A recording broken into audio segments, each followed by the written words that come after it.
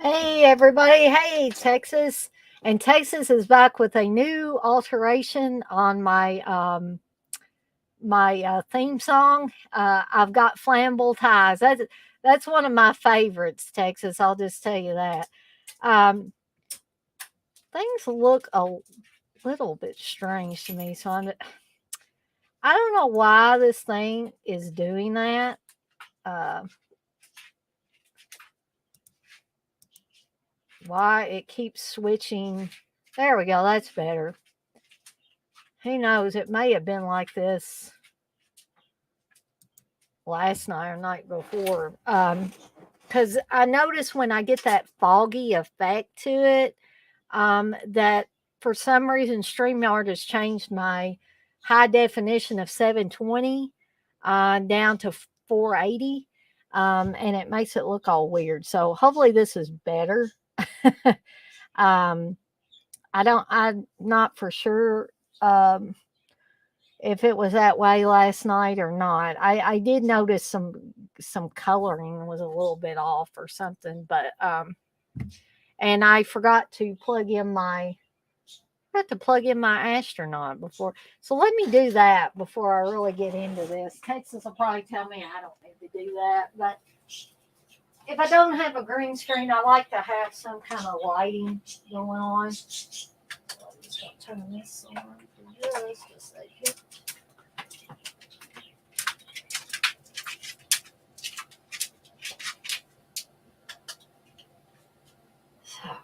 And Brandon, try not to knock that over. Um, Looks like we don't have too many people in here tonight. I think it's fluctuating between 3 and 4. Maybe we'll have a few others a little bit later. I don't know if I need to have these later than 8 o'clock. With me not currently working, I maybe could do that for a little while. So you guys let me know if having it a little bit later would work, or is the 8 o'clock time slot pretty good for most people? Or would you like it earlier? Now, CK was the one that told me the later you have them, or he said the later that Dead Pit has theirs, they seem to have more people, and so that's why I started having mine a little bit later. And I'm sorry if I sound like I'm out of breath, but that's just becoming a way of life for me pretty much, because I just wear myself out so easily nowadays, just doing little things like, now doing housework and stuff like that. So I do feel like I'm a little bit out of breath right now. And my mom, I talked to her on the phone a little bit earlier. She said I sounded hoarse. She said, "Are you talking too much or what?" I said, "I think it's all tied in with, the carryover, the long COVID. That's all I can think of, that it's all tied in with that. Because sometimes I'm not hoarse, sometimes I am." And she says my aunt had COVID 2 months ago, and she's still not better. And I said, well, she might have what I have. She might have to deal with this for a long time to come, unfortunately. Uh, But I do have some positive news, and this positive news might mean that I need to private this video. So if I end up privating it and people can't find it later, maybe if they um, missed the beginning parts and they come in here later, then they might want to watch the whole thing. So I do end up privating it, and people say, "Where's the horror ABCs?" One that Dana did. Where is it at? Because I came in on the tail end of it, or came in the middle of it, or whatever. You can let me know, and I can, if you don't see it, then you can let me know, and I will send you the link for it. I still need to send CK a link to the other privated video that I ended up doing. And the reason why I say I might have to private this is just so prying eyes and ears don't hear what I'm about to say. But it is a positive. Um, I I've put in a ton of applications. I put in about 30 applications total Um, and I got a response back today from one of the tutoring places that I put in. This is one $20 to $25 an hour. Um, I mean, it pretty much depends on, you got to kind of get yourself out there and let people know that you're a good tutor, and then you will get more clients. So I got a message through Indeed, which is where I applied, from the hiring manager for this tutoring place, who I guess liked my application and my resume. And they wanted me to fill out a profile where I say what subjects and topics would I be interested in tutoring someone on. And I did that. And I had to watch some training videos. And this is pretty much going to be a remote job. Um, if for some reason I do get better and can go be around people more, then, the place is in Louisville, so I could pick areas close to the house, and, I could, you know, find transportation, I'm sure, to be able to get me to these places. But right now I'm considering it just a remote job. Um, and you can pretty much set your own hours. So I've got my availability set Monday through Friday from 8 in the morning till 6 in the evening, unavailable for an hour to give me time for lunch from 12 to 1. And right now I've got it set up that I'm unavailable on Saturdays and Sundays. I may change that later if I determine that I could get more clients. If I did a few hours on a weekend, then I will think about that. But that's the positive news that I've got to add to this beginning of the string. X-ray, you say it's all early, Dana. Hopefully, the docs figure out how to fix this shit. Yeah, me too, X-ray. Me too. I'm hoping so. You say hi, by the way, and you say get better. I appreciate that. Hey, TJ, you say happy Columbus had bad sense of direction day. Right. Red, you say, would you consider Donnie Darko, Dahmer, and Gacy horror or mystery? And then you said you meant to say Bundy 2002, not Donnie Darko. So Bundy, Dahmer, and Gacy to be horror or mystery. In my opinion, they would be horror, I guess, because I'm thinking those.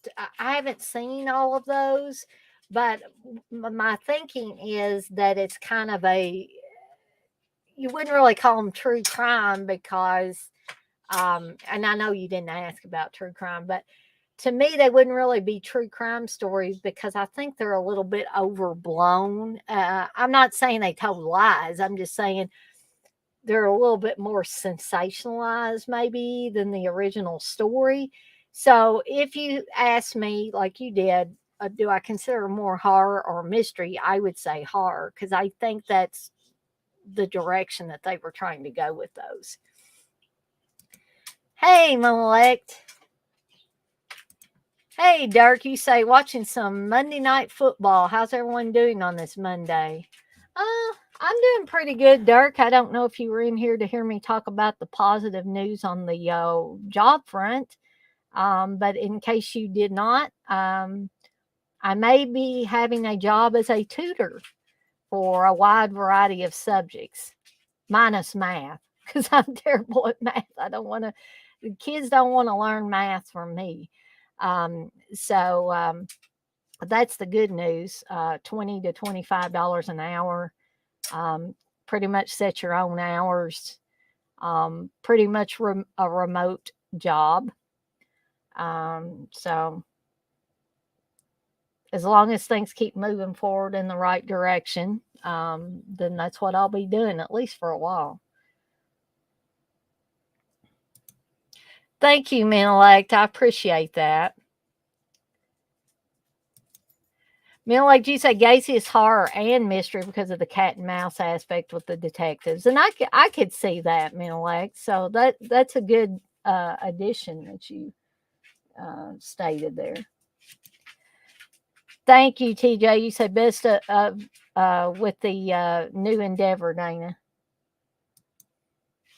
Durkee said Bundy was inbred. His mama was his sister. That's his excuse. Well, Dirk, I could be wrong on this, but I always heard that that Bundy's real mom was not his sister. He was told that was his sister, but Brandon Lee. Oh, come on, buddy.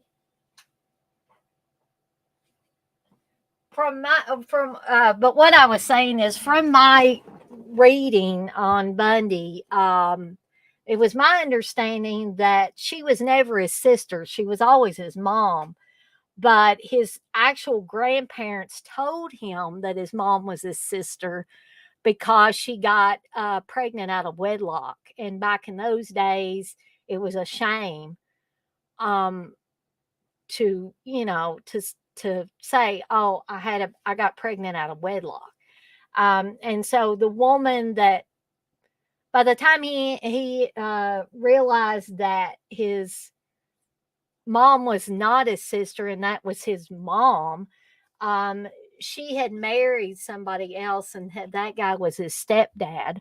Um, but again, I could be wrong, but that is really what I remember from my reading. Um, Hey, 71, you say, hey, Evil Dead Chick, great news about the job. Thank you. I will keep you guys posted about any new things that surface with that. Dougie say, hey, if you like it, I love it. Life's too short to not be happy. Yeah, Steve kind of, he kind of hurt my feelings, of course, because he doesn't think I'm going to be making enough money to survive doing a tutoring gig. But I told him, I said, well, I got to do something. I want to have some money coming in. And I'm not saying that I'm going to stick with this forever and ever. And it might not work out, but I'm not getting as many bites right now, even though I put in for about 30 jobs, and these people are biting. So it sounds like something I could do, sounds like something I would enjoy. And like you say, life's too short to not be happy. Let's see. Like you say, Bunny was a diagnosed psychopath and necrophile, so he has strong predisposition for violence.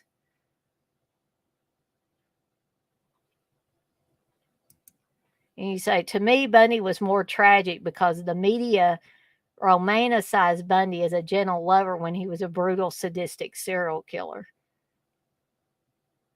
71, you say, money is money. And that's right. I mean, we do need money to survive, unfortunately. And so I'm just trying to make sure that I keep some steady money flow coming into our household on my end. So yeah, you are exactly right about that. Turkey say, oh damn. Hey, so he was just naturally twisted. This whole time I thought that was the case. Now, feel free, Dirt, to do your own research on it. But I did read, like The Stranger Beside Me that Anne Rule wrote, and there were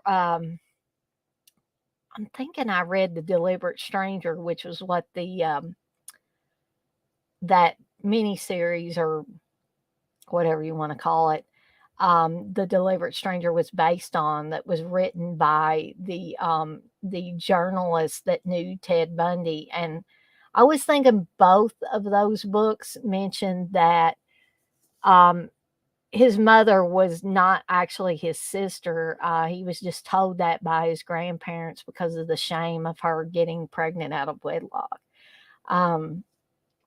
So, But I always say, feel free to do your own research. Don't just take what I say as the gospel or anything.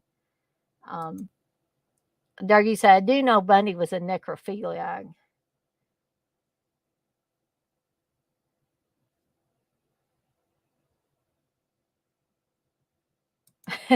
Yeah, I mean, like cash flow is king, definitely. Um, I mean, like you said, Bundy returned to the scene of his crimes a few times to have sex with the corpses or masturbate. Yeah, I had heard that too, Menelect, which just goes to show you what a deviant personality Bundy was.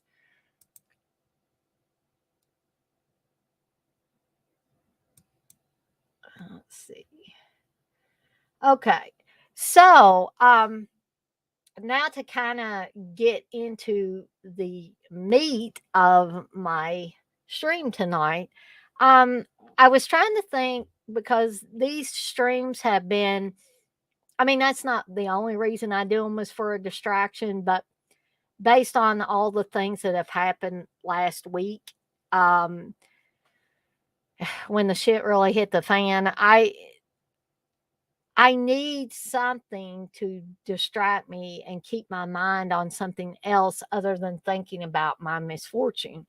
Um, so um, I've been trying to come up with new ideas, different ideas, plus, mixing and matching with the older things that I've been doing, the versus things, the fall frights, stuff like that. So I had this idea this afternoon that why don't I go through all the movies in my horror collection, and I'm starting with just my DVDs and my 4Ks because it's easier for me to get those than to go all the way to that back room and dig around through my DVDs and have to maneuver around the guinea pig cage and all of that. So that's me being a little bit lazy. Um, so um, I thought I could go through all the letters of the alphabet and like once a week I could pull out whatever letter we're focusing on. Of course, we're going to start with A. So what I did was I went back there to my shelf. I pulled out all the A titles um, that were horror, not, comedy or drama or anything like that. And then next week we'll do B, and the third week we'll do C, and we'll just keep going until we reach Z. Um, so I just thought that that might be a different idea. I don't know. It might not be a unique idea. Somebody else out there on YouTube may have already thought of this, but I hadn't seen any videos recently of anybody doing that. So I just thought maybe I'll start a new trend or something, or maybe not. Um, Yes, Bundy murdered young women who looked like the girlfriend who dumped him. Yes, that I do remember.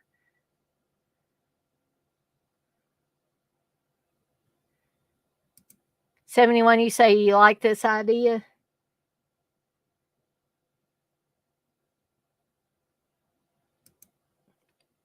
Okay. So, we got about 12 people in here now. So I'm going to go ahead and take that as a sign that I should get started before people get bored and start leaving. That we should start talking about the movies. Um, so I'll just start with the first one. And I realize that some of these I've talked about on other streams, but perhaps some of you haven't seen those other streams where I've talked about these particular movies. Or maybe I'll talk about them in a way that I didn't talk about them the last time. So, the first one I want to mention is After Midnight. Terror has no curfew. And I don't know how many of you have heard of After Midnight, but this was kind of when I first bought it back on DVD. Um, well, actually, I don't know if I watched it on DVD or watched it on satellite. It was one of the two. I was thinking at first it was a blind buy for me. It just sounded good. and I purchased it on DVD. And then when it came out on Blu-ray, of course, I got it on Blu-ray. But After Midnight is an anthology film. It has, I believe it has three. Yeah, it has three stories, and then it has the wraparound. Um, and 71, you say you've never heard of it. Yeah, I think this is not a really widely known film, because I think the last time I talked about it, some people hadn't heard of it. And sometimes they tell me, boy, Dana, you're taking a deep dive into these things, because I've talked about things like Lisa, which I'll more than likely, because I consider it pretty much horror or a thriller or something like that, but it does have horrific elements to it. Uh, Lisa with Stacey Keenan on it. I think when I talked about that one, and when I talked about Cassandra one time, which is an Australian slasher movie, people said, "Boy, Dana, you're taking a deep dive, pulling these things out." But I like to do that because, everybody has not always heard of the same exact group of films. And so there are some that other live streamers mentioned that I'm like, I've never seen that. I'd like to, get my hands on that and watch it. So I think it works both ways. I see stuff that other people are talking about that they like or enjoy. And the same goes for some of the people watching my live streams. I'll pull something out of my hat or whatever, and somebody will say, "Hey, I never heard of that. I'd like to try that." Um, TJ says, "Pervy teacher invites his students over to his house to tell ghost stories." I never thought of him as pervy, TJ, but I guess you could see him that way. Um, 71, you say, is a teacher hot? LOL. Well, I mean, he's not a bad looking guy. I was trying to find a good picture of him, and I really can't. Not even on the back of the case, but not that dude at the top there, but in the bottom part, the smaller picture, but you still can't really tell. But that is the actor, Rami or Rami Zada.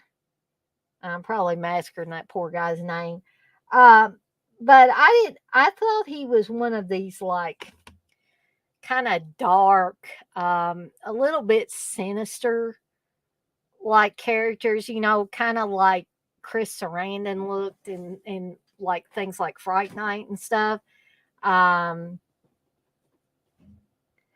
yeah, he TJ, he is so off in this movie. There's something just not quite kosher with this guy. So yeah, I get what you're saying. Um, so when you say I have to check him out, and you say, thanks for the preview, TJ, laughing my ass off. So basically, the wraparound story is about a college professor who teaches this class called the Psychology of Fear. And it starts out with this girl played by Jillian McWhirter, Werter, sorry, who is sitting waiting. I guess we find out she's waiting for her friend to come, and they're going to go to this Psychology of Fear class. And she looks all, the character of Allison, which is Jillian McWhirter's character, seems all nervous and kind of distracted. So when her friend shows up, she's like, you look terrible, she says. And she said, I didn't sleep very well. And she says, I know what you mean. Dorm life sucks. So they must be like freshmen in college and, first time away from home and living in a dorm and all of that stuff. And she said, no, that's not it. And then she says, I think it's this class you taught me into. And she's like, how can you lose sleep over that? We haven't even been there yet.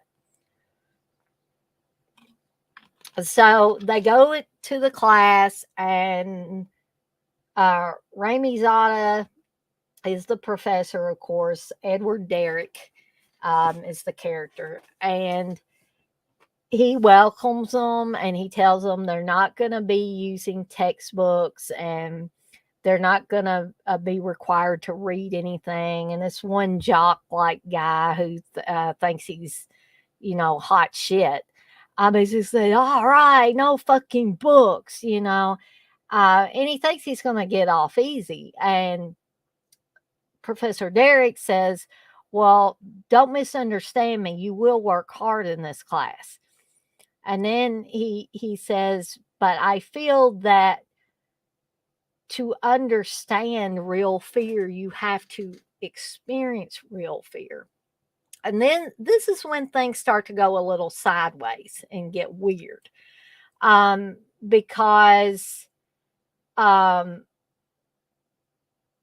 he goes on talking about, like, if I was to tell you that a monster was going to bust through this wall and rip someone's head off, you wouldn't believe me, because you know that would never happen. He said, but what if I told you I was going to pull a gun out of my case and shoot someone in the head with it? And the jock guy basically laughs this off and says, sarcastic. He acts really sarcastic over it. So Professor Derrick walks up to him and he says, so you're not afraid? And he said, why should I be afraid of something I know you'll never do? So Professor Derrick basically says, well, being a human being, that makes me unpredictable and dangerous, or something to that effect. And he does pull a gun out of his bag and points it at the guy's forehead. And he says, does this change your mind? And the guy is starting to squirm in his seat by this point. And everybody else around him in the class is just like, they can't believe that this is happening. This is probably another film that would not get made now, or not get made in this way. So he causes he pulls the trigger and it just clicks. And the guy jumps up and yells, and he's pissed his pants. And he's really embarrassed, and he just picks up his stuff and runs out there. And I don't think Professor Derrick really expected, there's a bug on my screen here.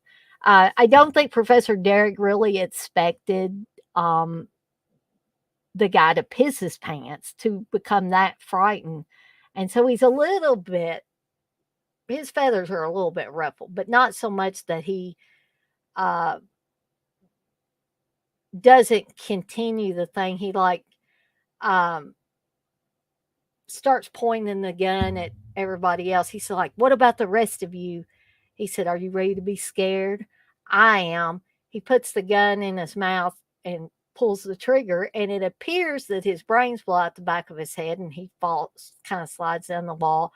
All the students are just, they're shocked. They think that their professor has just killed himself in front of them. And gradually you see Professor Derrick start to move, and he pulls something off the back of his head, and he's had this elaborate setup with a blood pack and all of that to make it appear that he's blowed his brains out. This only makes Allison's character even more nervous. So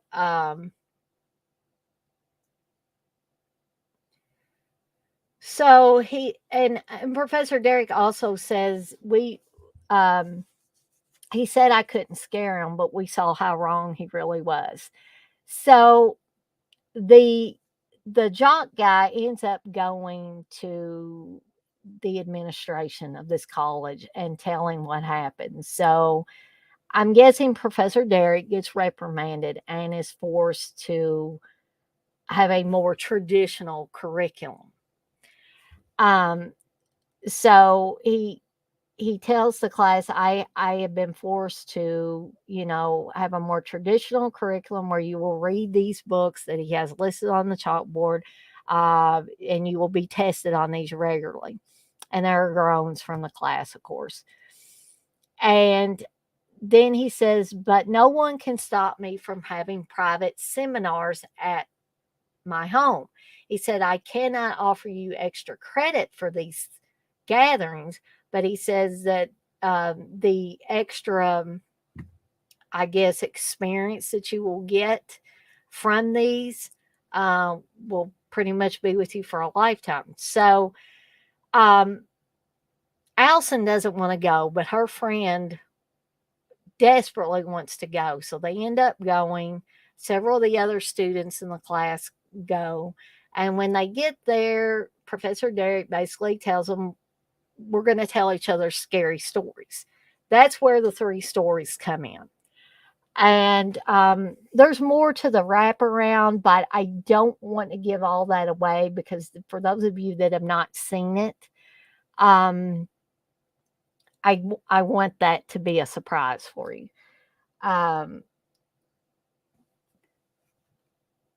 Yeah, TJ, at a base level, it a bit reminds me of urban legend, the wraparound at least. Yeah, it certainly does. Um, it is. I mean, I guess it sounds complex with me talking it out, but it really doesn't seem that complex if you're watching it, um, as opposed to me talking about it. And that's another reason why I don't want to spell out how the later half of the wraparound goes, because I think that will ruin any surprises or mystique or any of that stuff for you, or shocks or whatever. So I will talk a little bit about the 3 stories that they tell each other, and the first story is it's probably, well, the first story and the last story are my favorites, but I like the middle story. But the third story, and I'm going to get to it here in a second, is the one that creeped me out the most. The first story is about a husband and wife who are at a fancy restaurant for the husband's birthday, and the wife gives him a gift, and she pays for the meal, of course, and all that. And then she wants to take the long way home. She wants to take the coast road home. And the husband's like, I got to get up real early for work tomorrow, yada, yada, yada. And she's like, oh, you used to never say no to a moonlight drive home or a long ride home. And so he gives in. And so they end up having a blowout. There's tacks all over the road. And at first you're probably thinking, well, why is there tacks all over the road? Well, it turns out this is an elaborate plot by the wife to have a surprise party for her husband. But she plans to scare the shit out of him first. And so they end up having the blowout, and they're right by this spooky old house that has had stories told about it for years, about a guy that killed his family, cut their heads off, and I think there were 5 members of the family that he did this to. And it makes the husband real nervous, and he doesn't really want to go in this house. And she's like, well, there's a light on up there. It's like, it's not a big deal. So they end up, she goes into the house first, in through a window. And then he can't find her. So he has to go in the house, and he's looking for her. Meanwhile, she's wherever they've got this big surprise party set up for him. His friends and stuff are there. And so he's seeing stuff that's like freaking him out more and more. He's seeing skulls. He's seeing bugs crawling on the skulls. And then he hears his wife screaming, and the door slides open, and he sees what appears to be a creepy old dude with these giant shears that he's going like that. So I'm not going to tell you how that story ends because I don't want to ruin it for you. But things, needless to say, they go a little sideways.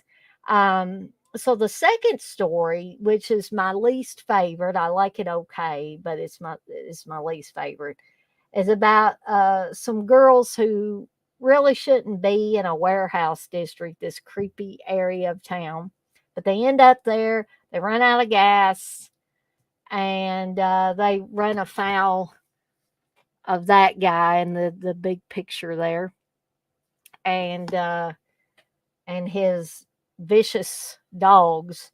Um, so that's the basic plot of that story.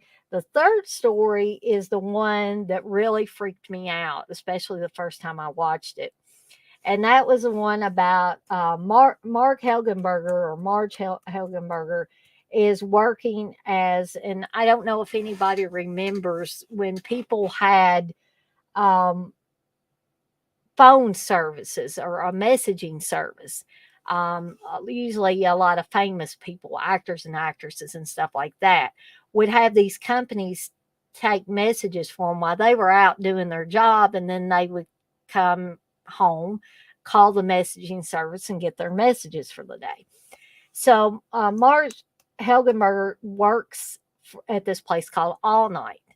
And she has just come back from a ski trip where she broke her ankle. So she's on crutches and her foot's all wrapped up and all that. So you already know she can't move around real good. So when she gets to her place of employment, there's just the head lady there. And she basically tells her, she says, well, I had to lay off most of the staff or go under, because she does bring up the point that now it's all answering machines and beepers and stuff like this. So the messaging service business, I guess, at that point in time was on its way out.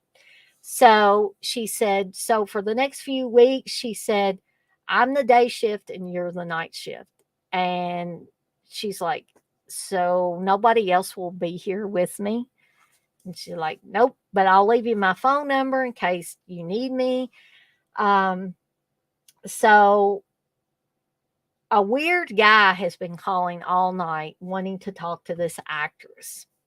And he's plainly, the best way to describe it is he's obsessed with her, very obsessed, dangerously obsessed with this soap opera actress. And he keeps calling and asking if they gave this Vanessa his messages, blah blah blah. And they say we will when she gets back home. And what it is he's out in a phone booth. Remember those phone booths? Out in a phone booth outside the all night place, and also close to where the apartment building is that this Vanessa lives in, this posh apartment building. So um, he basically has easy access to both areas.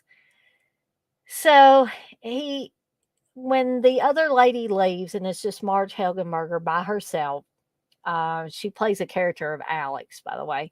So when Alex is by herself, the guy keeps calling and calling and calling, and he gets weirder and weirder and weirder and creepier the more he calls. And so again, I don't want to give away the ending to that story, because for anybody that has not seen it, I don't want to ruin it for you. But you probably got things rolling around in your head uh, that you pretty much know what direction that story's going in. But I always try not to give away the whole story to you, in case there are several of you in here that have not watched these. So I really like this one. I really think it's a good anthology film. It's not overly long.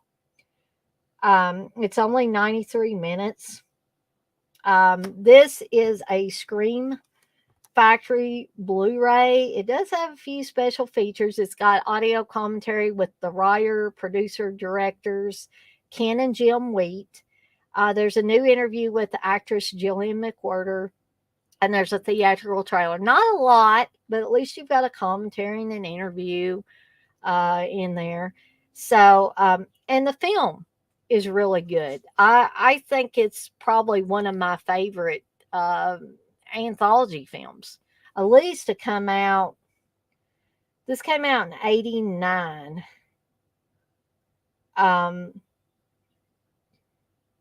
Late '80s into early '90s. It was probably early '90s before I actually saw this film. So, yeah, I think for that time period, that's probably one of my favorites. Yes, man, like the creepy dude with giant shears typically goes sideways. It would in more ways than one. Okay, so that's After Midnight. The next one, and it's too bad Darren's not in here because he really likes this movie. But it's Alice Sweet Alice, starring a very, at least for a little while, a very young Alice. A very young Brooke Shields plays the title character of Alice.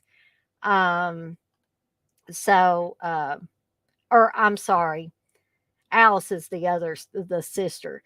She plays Karen in this. Sorry about that. So even though Brooke Shields is the big name in here, she doesn't last very long in the movie. I mean, that's not really giving anything away because in the first few minutes of the film, you see this happen. So, it's on the day of her first communion. Young Karen, played by Brooke Shields, is savagely murdered by an unknown assailant in a yellow raincoat and creepy translucent mask. But the nightmare is far from over as the knife-wielding maniac strikes again and again. Karen's bereaved parents are forced to confront the possibility that Karen's wayward sister, Alice, might be the one behind the mask. It's had influences from the likes of Hitchcock, the then booming Italian giallo film, and more specifically, Nicholas Roeg's Don't Look Now. Alice Sweet Alice is an absolutely essential, if often overlooked, entry in the canon of 1970s American horror. This is what I would call a very unassuming movie with a kind of unassuming title that turns out to be a lot more brutal and savage than the title would lead you to believe. I did not really know what to expect the first time I saw Alice Sweet Alice, but I just became entranced with it. I love this movie, and so I think this is another one that Steve's not real big on, because he was not eager to get it. I got the Arrow Blu-ray, but he was not, he didn't seem excited about getting it. So I don't think that he's nearly as much into it as I am. But like I said, Darren does really like this film. A lot of other people like the film. It does have religious undertones, overtones, however you want to think about it. So, if you're sensitive to stuff to do with religion, especially in this case, the Catholic religion, then you might want to think twice about watching it. But I guess me not being Catholic, I don't really have a problem with anything in it. And I'm not saying that anybody that is Catholic would have a problem with it. I'm just saying if you're sensitive to things that kind of make a particular religion look bad or look dark or look down on the people that are part of that religion, then maybe it wouldn't be a good movie for you to watch. But this has, I mean, as a, I mean, it is very similar to a Giallo film in that the first time I watched it, I wasn't sure. I mean, it certainly makes Alice look like the killer, and I'm not going to say whether she is or she isn't for those of you that have not seen it. But there are so many twists and turns along the way. A lot of creepy scenes.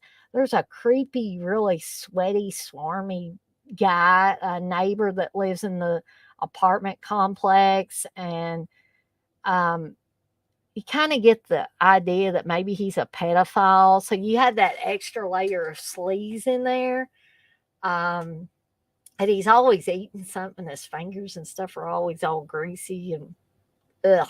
And he's got a whole bunch of cats. I'm not saying that's a bad thing, but I don't think the guy takes care of his cats very well. But I'll just say that the Alice character she's something that's off about her. Um, you know, there's something not quite right. She is not normal, in my opinion.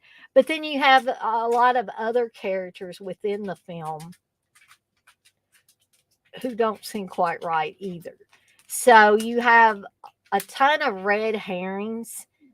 And you're never, especially the first time you watch this, but this one has a lot of rewatchability. Even once you know who the killer is, it's still a great film to watch. Because it's one of those films that I find something new every time I watched it. So when I bought this and got it on Blu-ray, it had been a while since I'd watched it in any format. And so it was almost like watching it new for me, fresh and new. I'd even forgotten who the killer was. And so everything was new and fresh. It was like watching it for the first time. So sometimes it's a good idea to wait a really long time, even if it's a film that you like really well, because that gives you a chance to look at it with fresh eyes and stuff.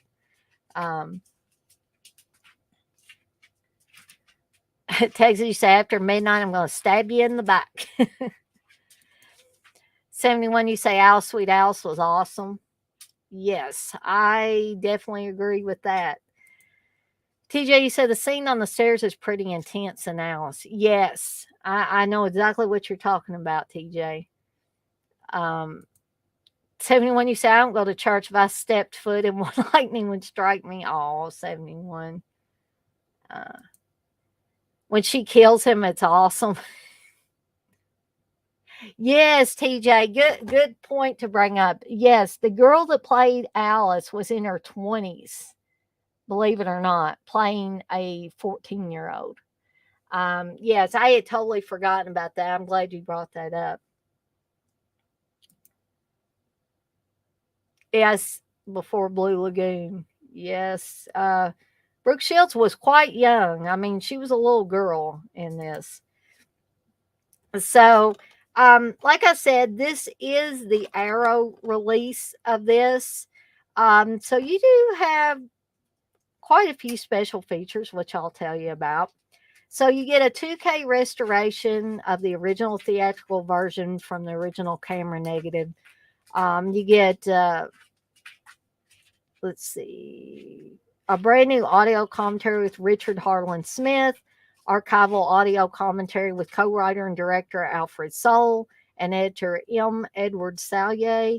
First Communion, Alfred Soule remembers Alice, Sweet Alice. Director Alfred Soule looks back on his 1976 classic, Alice on My Mind, a brand new interview with composer Stephen Lawrence. In the Name of the Father, brand new interview with actor Niles McMaster.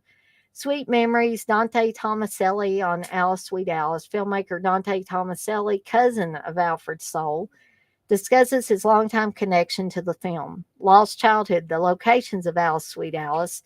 a tour of the original Alice Sweet Alice shooting locations hosted by author Michael Gingold, alternate Holy Terror television cut, deleted scenes, alternate opening titles, trailer and TV spot, an image gallery, and the original screenplay, which is BD-ROM content. And that is Alice Sweet Alice. Sorry for the glare on there.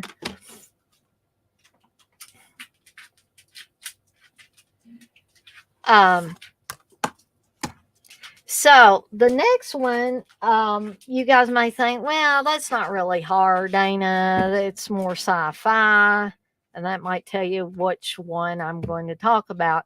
But I do think this one there's a lot of horror in this movie, and that is Alien. This is the 4K of Alien, and I love this movie.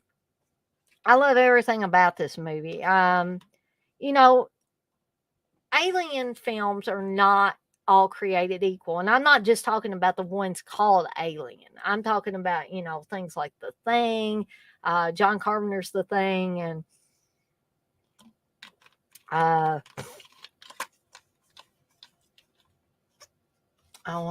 Life Force. That's kind of a vampire film, but it's also a alien film, in my opinion, too. So, all alien related films are not created equal. But I feel like Alien was kind of the one that started it all, in that, at least if you want to talk about horrific alien films. I'm not talking about E.T. and Mac and Me and all the wonderful little family-friendly aliens. I'm talking about the ones that are going to rip your guts out. I'm talking about the horrific, the aliens that mean you harm. Okay. So, yeah, I don't find anything not to like about this movie. And not only is the alien creepy in this, I thought that Ash, the character that turns out to be an android, a freaking android, is creepy as well. I mean, like he just goes full on Terminator on Sigourney Weaver at one point and tries to literally, tear her apart. And she has to systematically, they all have to gather together and tear him apart. And like the looks he gives and stuff, it's like batshit crazy. I mean, I know he's an android. But it's like he flipped from being a normal part of the crew to this ultimate psychopath. And they're already having to deal with the alien. Then they find out that Ash's only point of being asked to be on this crew or being assigned to this mission was to bring an alien onto the ship, and the rest of the crew was just expendable. He was supposed to bring this creature back. And that was his only operative or directive or whatever you want to call it.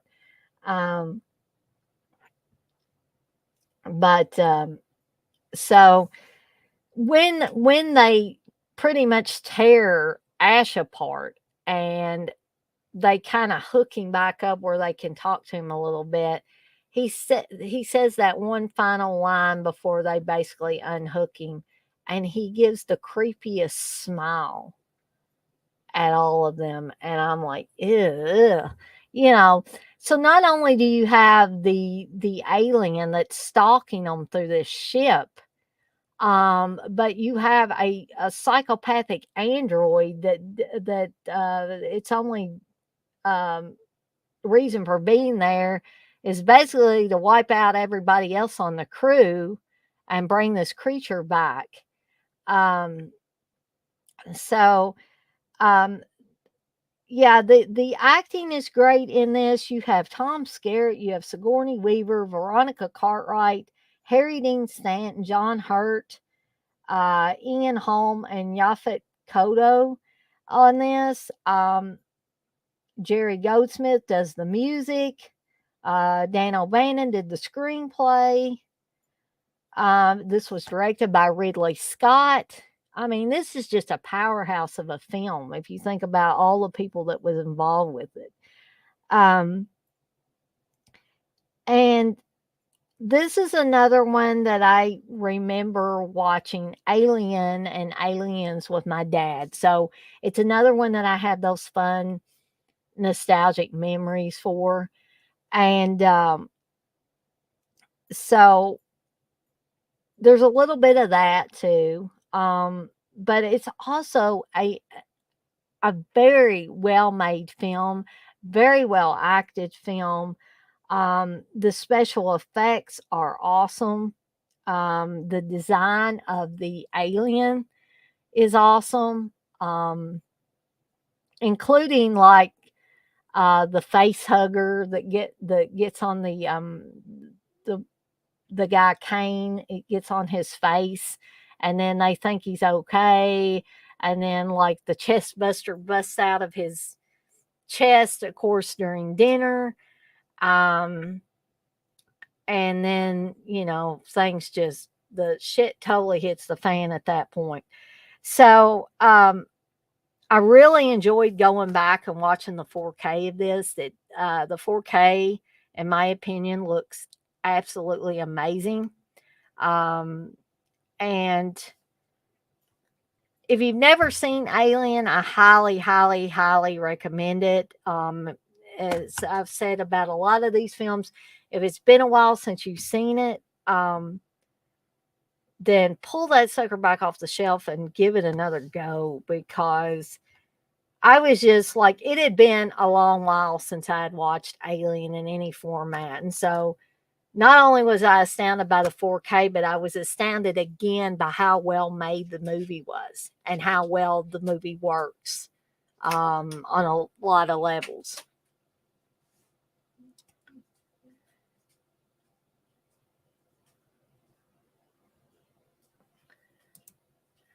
Seventy-one, you say I liked Predator. And Predator's another good one. TJ, you say Slasher in Space was Xenomorph. Right. Carnage 6X, you say Mac and Me is a horrific alien film. I guess it depends on who you ask.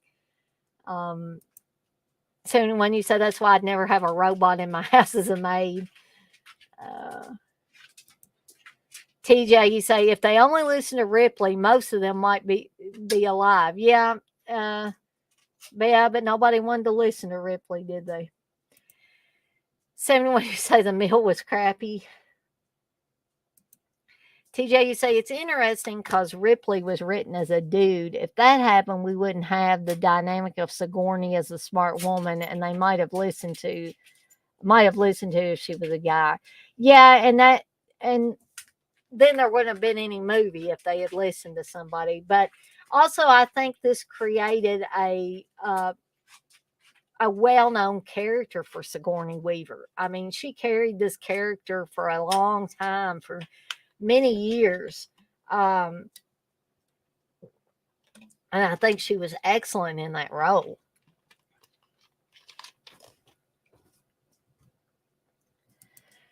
So anyone you say, yep, that's what made that movie, making Ripley a woman.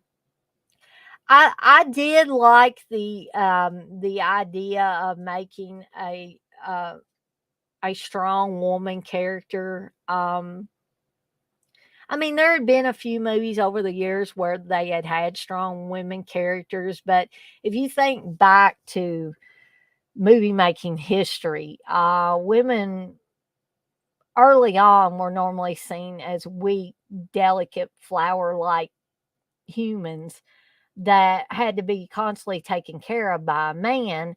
And although we know that that's not true, that was the dynamic back then. So it was refreshing that when things like Alien came along and you had a character like Ripley, and they got the right actress. See, if they'd gotten the wrong actress to play Ripley, I don't think it would have worked. But because they got Sigourney Weaver and she was perfect in that role, I think that set things in motion to kind of open the door for more talented talented actresses to come forward and be pushed to the forefront and more movies. Now, some of you guys might be saying, "Oh, Dana, get off your soapbox. Don't be talking about all this stuff." But no, it's true. 71, you said men don't listen to women. Just kidding, guys. Oh, well. Okay, so moving on. The next movie has a pretty strong woman character in it, but it also has a really good male counterpart in this, in Robert Forster. And you probably know which movie I'm going to talk about that begins with an A, and that's Alligator. And some people might not think that nature run amok, animal run amok films are horror, but there's plenty of this giant alligator chomping down on people to satisfy my horror bone. So I definitely consider it horror. You could consider it an animal attack film. That's fine. And this was also directed by Louis Teague, who did another animal attack film with Cujo. So, he kind of, I guess, cut his teeth on stuff like Alligator. So I love the woman character in here, the scientist, the little. It starts out with a little girl who gets a baby alligator from this alligator wrangling show. And I don't know for sure if this was a real thing, if people went to shows like this and you could buy baby alligators. I don't know. Were people not thinking that these things were going to get rather large? Not as large as this one did in the movie, but they're going to get pretty damn big. So I don't know why they would be selling these to little kids. And then, so I don't know. Feel free to let me know if you guys know if that was a thing way back when. Or this is just an urban legend thing, because there is an urban legend that a lot of baby alligators got flushed down into the sewers, and they grew really big down in the sewers, and every once in a while they come up out of the sewers and chomp down on pets or whatever. So that was the urban legend story, but this kind of expands on that a little bit. Where the little girl's alligator, is chewed on the father's shoes or something like that, and he has a fit. And so while the girl is gone to school, he flushes her baby alligator down the toilet. He ends up, and the alligator's name is Ramon, by the way. Ramon ends up growing gigantic in the sewers. And meanwhile, the little girl has grown up into a grown woman, and she's a scientist. Then you have a cop played by Robert Forster, who's on the case of, they keep finding these body parts. They don't find the whole body, but they find an arm, a leg, a foot, or whatever. And also, they find these dogs that look like people's missing pets, but they're 3 to 5 times bigger than the dog originally was. And so it turns out this lab is having a pet store guy go and kidnap dogs and bring them to this lab, and they're testing out stuff on them. And then when things go sideways and the dogs end up dying, they have the pet store owner dump them in the sewers. Okay. So Ramon has been eating on this stuff for God knows how many years, these things that get dumped down the sewers, and he's gotten gigantic. It's like Jaws, only it's an alligator. So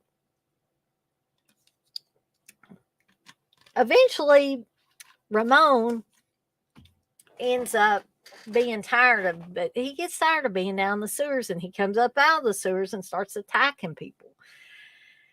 And so that's a basic story, but I just think Robert Forster is awesome in this.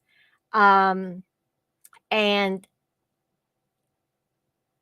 I mean, there is a scene where he sleeps with, it's obvious that he sleeps with the woman scientist at one point. But Robert Forster to me was sexy in this movie. I found Robert Forster hot. I'm sorry if that offends anybody, but at that point in time, I don't care that the guy was starting to lose his hair. I mean, he even like, there were jokes made in the movie, and if you watch it, you will see they talk about the thinning hair and all that. And Robert Forster just basically went with it, and he was starting to lose his hair at that time. But I just found him so sexy, and I don't know if it was the thing about him wearing the leather jackets and him being a cop and all those things combined in that movie. But Steve always laughs at me when I say Robert Forster was hot in Alligator. So there you have my take on that. Curly Jaws, you say Scout Taylor Compton is Ripley in the Alien remake directed by Rob Zombie. Oh God, Curly Jaws. Oof. 71, are you saying you love Alligator? You say you saw the second one too. I don't remember if I've seen the second one or not. I cannot recall. Curly Jaws, you say you like Lake Placid better?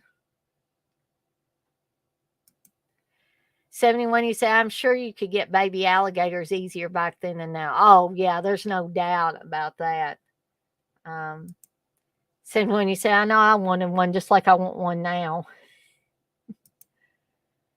71, you said bald men are still hot. Well, he wasn't all bald then. I just thought he was sexy. I mean, my husband's bald and I think he's sexy. And sometimes Steve seems concerned that he doesn't have any hair. I'm like, why do you worry about it? You didn't have any hair when I met you and I fell in love with you and I still love you. So, I mean, what's the deal here? I mean, he talked a little bit about maybe doing something to alleviate that. And I was like, you don't need to do that, because who would you be doing it for? I don't want you to do it. TJ, you say, I don't know. After the Munsters, I don't see him directing anything anytime soon. LOL. Yeah, 71. LOL. Hair doesn't matter. Curly Jaws, you say, was that the same movie that has the alligator in the pool and that kid gets pushed in blindfolded?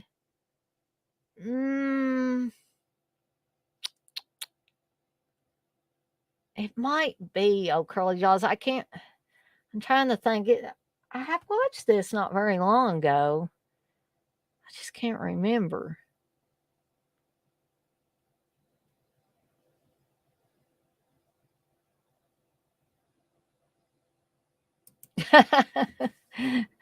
Wes says, thanks, 71 KJC.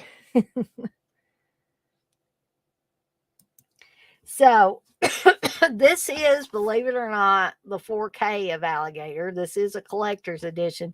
Some people were like, why in the world are they putting Alligator out on 4K? But me, being the huge fan I am of Alligator, I was loving it, because I don't think that, I think, was there a DVD of Alligator? I'm not even sure. Yeah, there was, because I had a DVD of it, but I don't think a Blu-ray ever came out of it. So this was huge to me that it came out on 4K. It does have 3 discs in here. So disc 1 is the 4K. It's the theatrical version. You get a new 4K scan from the original negative. You get audio commentary with director Louis Teague and actor Robert Forster. Disc 2 is the Blu-ray theatrical version. You get a new 4K scan from the original negative, a new interview with actress Robin Riker, new interview with Louis Teague, new interview with special effects artist Robert Short, audio commentary with Louis Teague and Robert Forster, interview with screenwriter John Sayles, teaser trailer, theatrical trailer, TV spots, trailers from Hell, filmmaker Karen Kasama on Alligator. Then you get a third disc that is the television version on Blu-ray. It's a new 4K scan from the original camera negative with additional footage scanned from an inner positive. I don't believe I've watched the television version yet, but I do need to.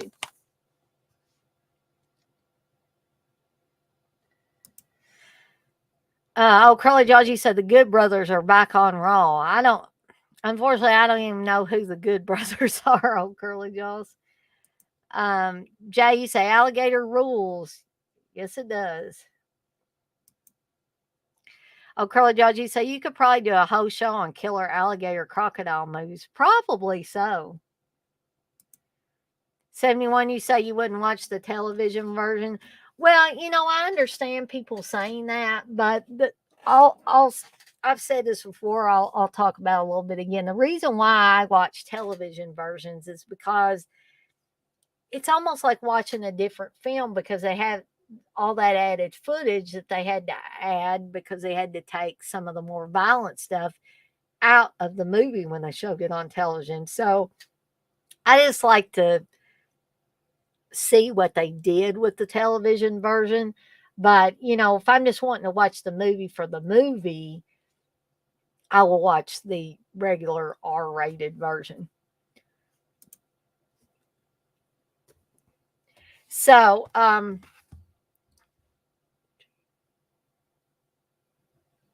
we got 4 more to cover after this next one I'm going to talk about. I'm going to try not to keep everybody too long. Hey, John. John says, Felcher announced Silent Night 3 through 5 for Vestron coming soon. A box set, I believe. I'm going to have to make some decisions about whether I want to buy that or not. But thanks for that, John. So the next one I want to talk about is also a Scream Factory release, and probably some of you are probably thinking, God, Dana, you got a lot of Scream Factory releases. But that's Alone in the Dark on Blu-ray. I love this film.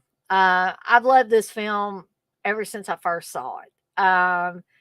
Because not only is it creepy in some spots, it's a little comedic in some spots, it's a little quirky in some spots. It has a lot of different things going for it. It was written and directed by Jack Shoulder. It has Jack Palance, Donald Pleasance, Martin Landau, Dwight Schultz in it.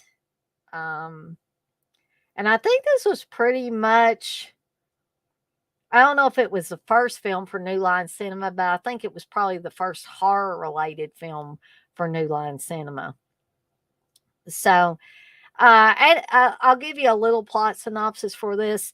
At a secluded mental institution, electricity fuels the high-tech security system that keeps the nearby neighborhood safe from deviant menaces like Frank Hawes, Jack Palance, and preacher Martin Landau. Dr. Bain, Halloween's Donald Pleasance, maintains strict order, while a new doctor, Dan Potter, played by the A-Team's Dwight Schultz, arrives in town with his family. But the inmates don't take kindly to Potter's presence and believe that he has killed off their former therapist. Suddenly, a power outage leaves the town in chaos, and now the maniacs are free to roam the streets and hunt down the man they believe has invaded their lives. With the area quickly descending into riots and chaos, the innocent few must fight for their lives when they're left terrified, cornered, and alone in the dark. One of the most memorable and terrifying cult horror films of the 1980s, this white-knuckle shocker from director Jack Shoulder. Features gory makeup effects from Tom Broomberger and Tom Savini, delivering one seat jumping scare after another, along with a thick slab of pitch black humor. And another thing I like about this movie is you get to see the faces of most of the inmates of this institution that escape. But one of them that they call the bleeder, because his nose will start to bleed at certain times. You never get to see that guy's face. He is always covered by a mask. So I'm not going to give away who the bleeder is, because there may be some of you in here that have not seen this. Might be some people that watch this later that have not seen it.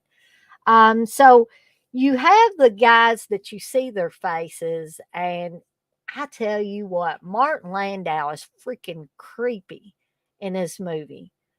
When he laughs and smiles and stuff like that in this movie, I get cold chills every time I watch it. Jack Palance has some weird moments in this as well. The guy that they I guess affectionately refer to as Fatty, who's pretty much like a murderer and a pedophile. Um, he doesn't say a whole lot, but he's just as sadistic and dangerous as the others.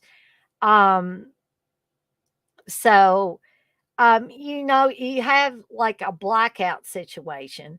These inmates have escaped from a mental institution. Um, you have people rioting in the streets because the power has went out all over town. You have this, I guess, like a punk like music group called the Sick Fucks, that are singing songs like "Chop Up Your Mother," um, in this club. And I mean, there's just so much craziness, chock full. I mean, this movie is just overflowing with craziness. Just that when you think you've got a handle on, oh, okay, I got all the craziness absorbed. Nope, they throw something else in there. Um, Jack Shoulder did an amazing, amazing job with this movie. Um, and not only did he direct it, he wrote it as well. And I met Jack Shoulder several years ago, and I had him sign a piece of artwork that was of the one scene where the babysitter, Bunky or what, or Bunny or whatever her name is, I can't remember. I think it was Bunky, and the knife is coming up through the bed, and she's like this. And he signed that for me. He had that artwork at his table, and I had him sign it for me. I don't know where that's at right now. I'd have to look it up. It may be over with Steve's posters. It may be stuck down in one of the poster bags or whatever you want to call them that he's got his movie posters in. Um, Another thing about the group, the Sick Fucks, the two women in that, Tish and Snooky, I believe are their names or what they go by. Um, they have a makeup and hair dye company, Manic Panic, which I'm sure that you've heard of. And I've never used the Manic Panic hair dye, but I do have an eyeshadow palette that has some awesome colors in it that comes from their company. So I'd highly recommend that. I think where did I get that? Did I order it online from FYE or something like that?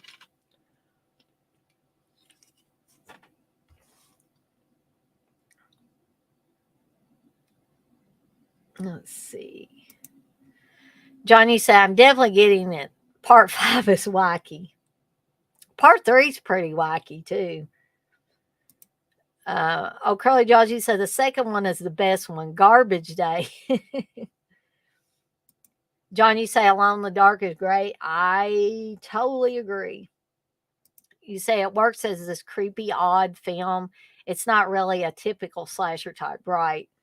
And I think that is one of its extra charms is the fact that it doesn't follow precisely that formula. 71, you say Tom Savini is awesome. I always wanted to take his college course. That would have been awesome. I always wanted to as well, but never had the money to be able to do that. I did meet Tom Savini at a convention a couple of years or so ago. And, I was a little nervous about meeting Tom Savini because people over time have said so many or said they had bad experiences with him. But he was really nice. I mean, he seemed a little reserved, but he seemed appreciative of me telling him that both he and Dick Smith were like my favorite special makeup effects guys, and he said he was glad that he had inspired me. Um, so, and I got a picture with him and had him sign one of the pictures that he had on his table. And I mean, I didn't stay around and talk very much, but um, I would say my experience was pleasant with him, and so I'm glad I got the opportunity to meet him, and I'm glad I didn't. I'm not saying these people were wrong or lying that said they had bad experiences. I'm just glad in this case that that did not keep me from going up and meeting him. TJ, you say Alone is a good one. I know who the bleeder is. Yep, me too, TJ. John, you say, yeah, when the backups and not when he backs up and knocks out the male guy, it's funny but very creepy. Them cruising around, yeah. And when Martin Landau says, "I want that hat," and he's like, it's just so crazy. At 71, you say, "I haven't seen this in a long time." You say, "LOL, great band." Sounds like quality to me.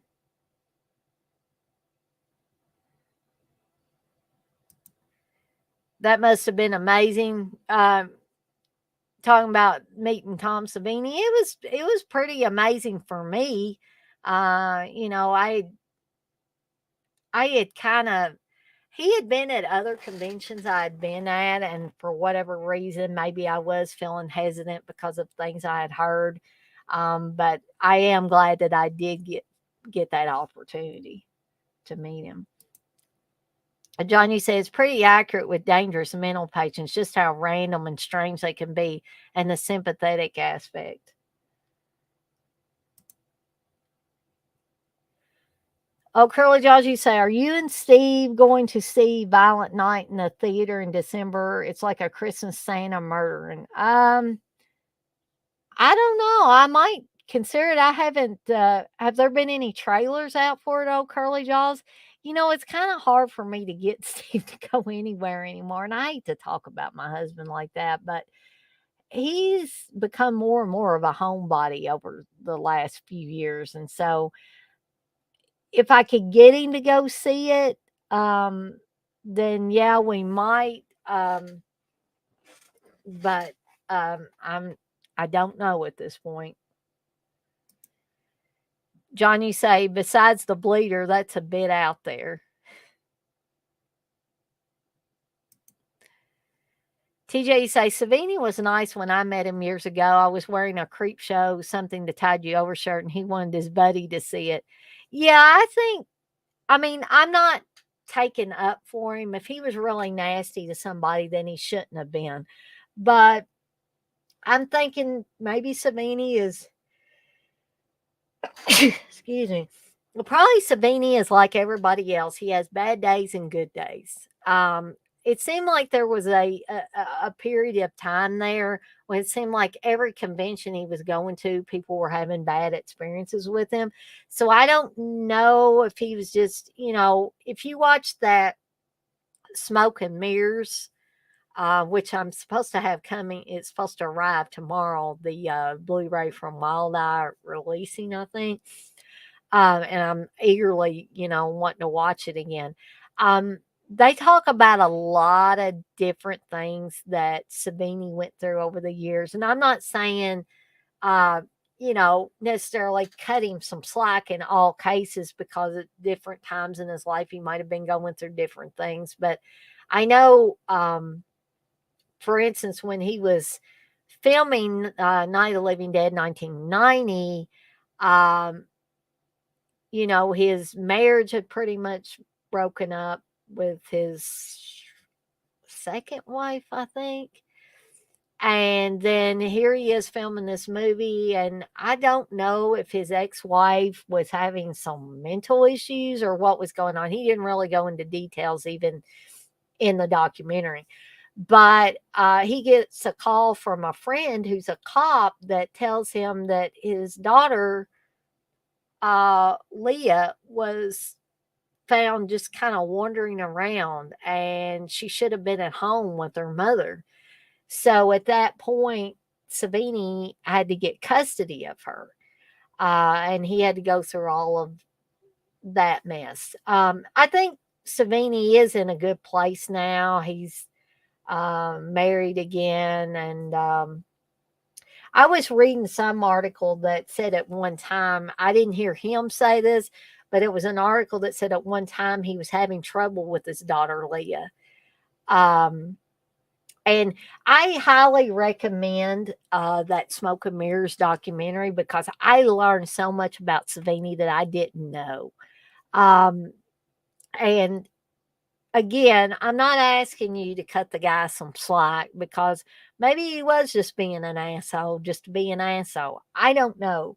I'm just saying that some of the things that were revealed in this documentary that I had never heard about him caused me to have a little more sympathy for the guy or feel empathy for him.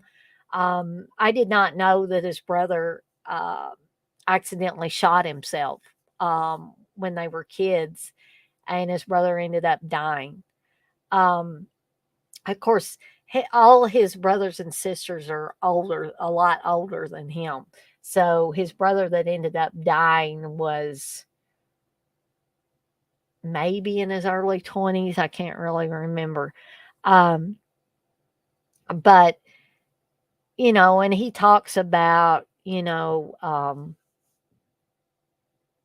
basically sitting at his father's side after his father had passed away in the hospital or the nursing home, um, and looking at him after he was dead and watching the body and all of that. And he talks about being in Vietnam and being a combat photographer. And if you want to learn even more than the documentary tells, if you read the book Savini, it tells even more. Like, I did not have any idea that Tom Savini was kidnapped as a child by, I don't know if this guy was a pedophile or what, but he basically got kidnapped for a little bit. And I was like, wow, I didn't know all this stuff about this guy.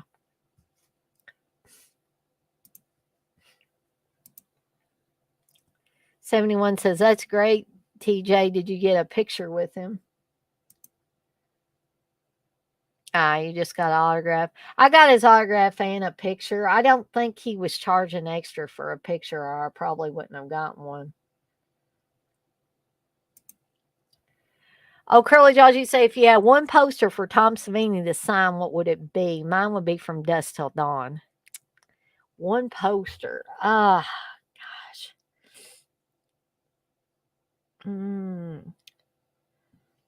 Probably. Gosh, guys, something is making me sneeze. Probably Friday the 13th. Gosh, that's hard. It'd probably be Friday the 13th, Maniac, or Creep Show. Maybe. It's hard for me to pick one, though, Curly Jaws. John, you say Tom Savini and Tom Atkins. I heard mixed things on. Never met them.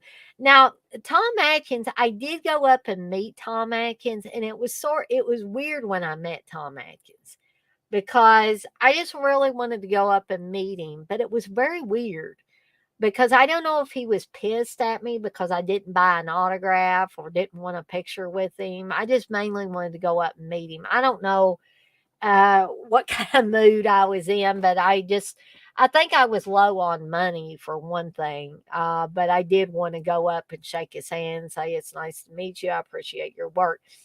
But so I don't know if he was a little pissed at me that I didn't buy anything from him, but he acted a little standoffish to me. And I've heard other people that have actually gotten autographs and pictures with him that have had good experiences, and some people had one good experience, one bad experience. It varies. Mine was just kind of weird. Dawn of the Dead, that would be a good one. Yep, he did makeup in that one as well. John, you say, yeah, that shit is rough. Bouncing personal issues and work, I can't imagine.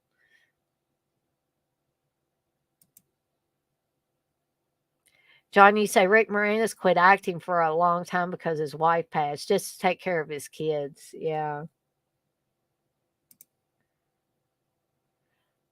Um, you talking about Savini 71? Yeah, he was in Vietnam. He was primarily a combat photographer, which means he would take pictures of the aftermath.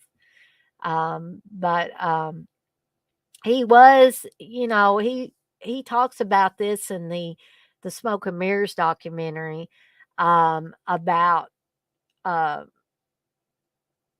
being on patrol or whatever you want to call it, and so they weren't supposed to shoot their guns until they radioed in and got permission to do it. And he panicked because they heard something in the bushes or whatever, and he just he shot, and everybody else started shooting, and it was a duck. And he said the duck lived. It didn't get hit. And he said he doesn't understand how there was so much shrapnel. But he said that his sergeant or whatever, uh, whoever was over him, uh, came over to him and says, "Why did you open fire?" And he said, "I I heard something and I panicked basically." And so eh, the guy asked him, he said, "What was it?" And he said, "It was a duck, sir." And he said, "Oh," he said, "Did you kill it?" And he's like, "No, the duck survived." So he said that duck essentially saved his life because of what he did. He was taken off of that duty. The next night, there was a new set of guys, and that area was ambushed, and a bunch of guys were killed. So he said, as far as he's concerned, that duck saved his life, and that's why he doesn't eat duck. So I thought that was an interesting story. TJ, you say Violent Night with the Stranger Things cop dude. There's a trailer out. I guess it's like John McClane is Santa. So not a real slasher per se. Ah, got you. Jay, you say met Savini way back in the day, 3 or 4 times, and he was always very cool and nice. TJ, you say movie junkie John Tom Atkins was nice when I met him too, but I did give him $50 for his merch for a change, and he said to me, "You rat bastard, ha ha." That's hilarious. Oh, Curly Jaws, you say, don't ever meet Jake the Snake Roberts. He's a piece of shit, mildew smelling ass.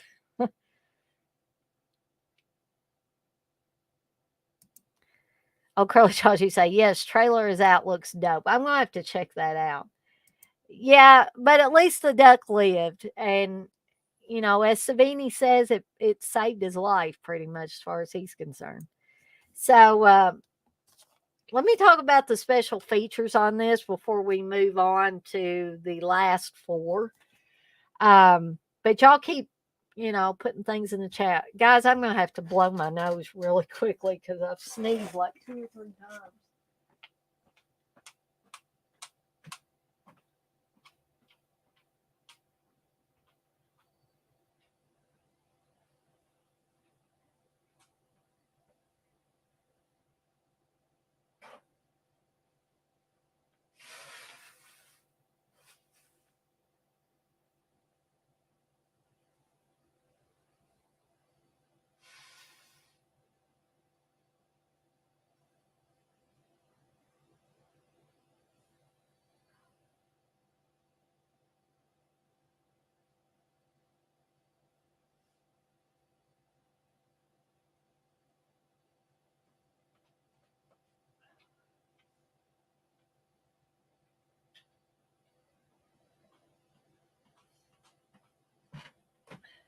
Not that you guys really want to hear this, but one of the other things I've noticed since they diagnosed me with long COVID is I get congested quite a bit more often. And so I did have a headache a little bit earlier, but I've sneezed 3 times now, so it's feeling a little bit better. But I've still got a tickling in one nostril, which is driving me crazy.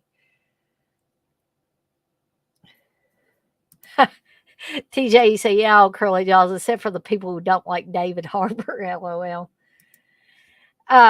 So anyway, the special features on Alone in the Dark, you get a new 2K scan from the Inner Positive, a new interview with director Jack Shoulder, audio commentary with Jack Shoulder, an interview with actress Carol Levy, an interview with underground New York punk favorites, the Sick Fucks, and author Adam Rockoff, and a theatrical trailer.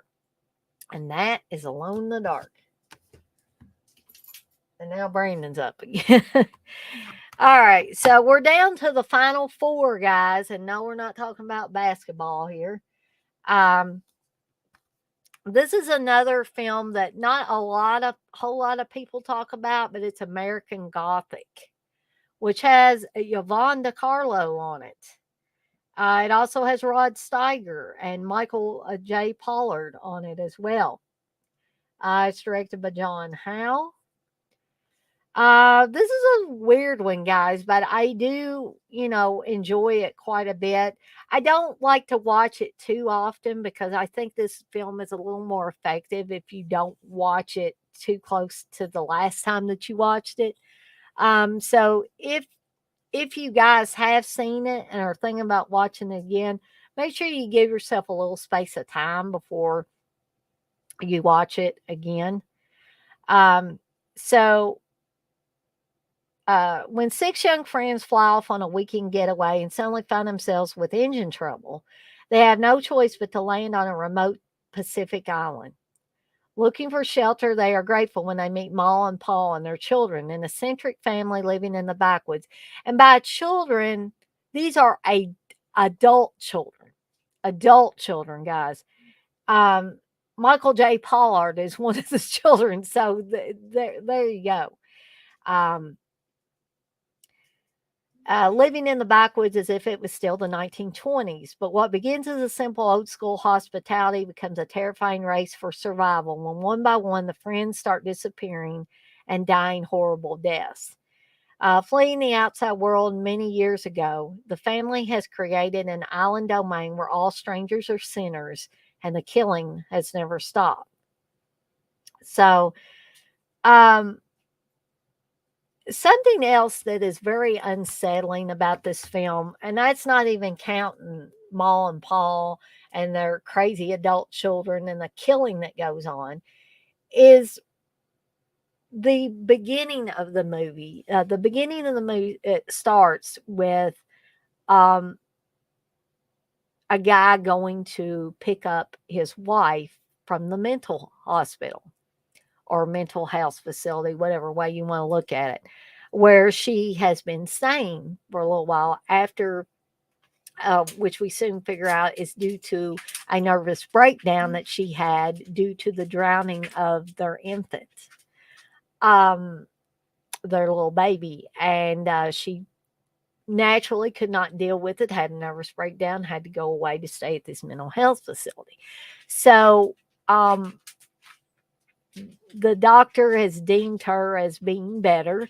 So the husband comes and picks her up, but they basically tell him to be really careful with her, not let things get too overwhelming to her, because she's still in the middle of the healing process.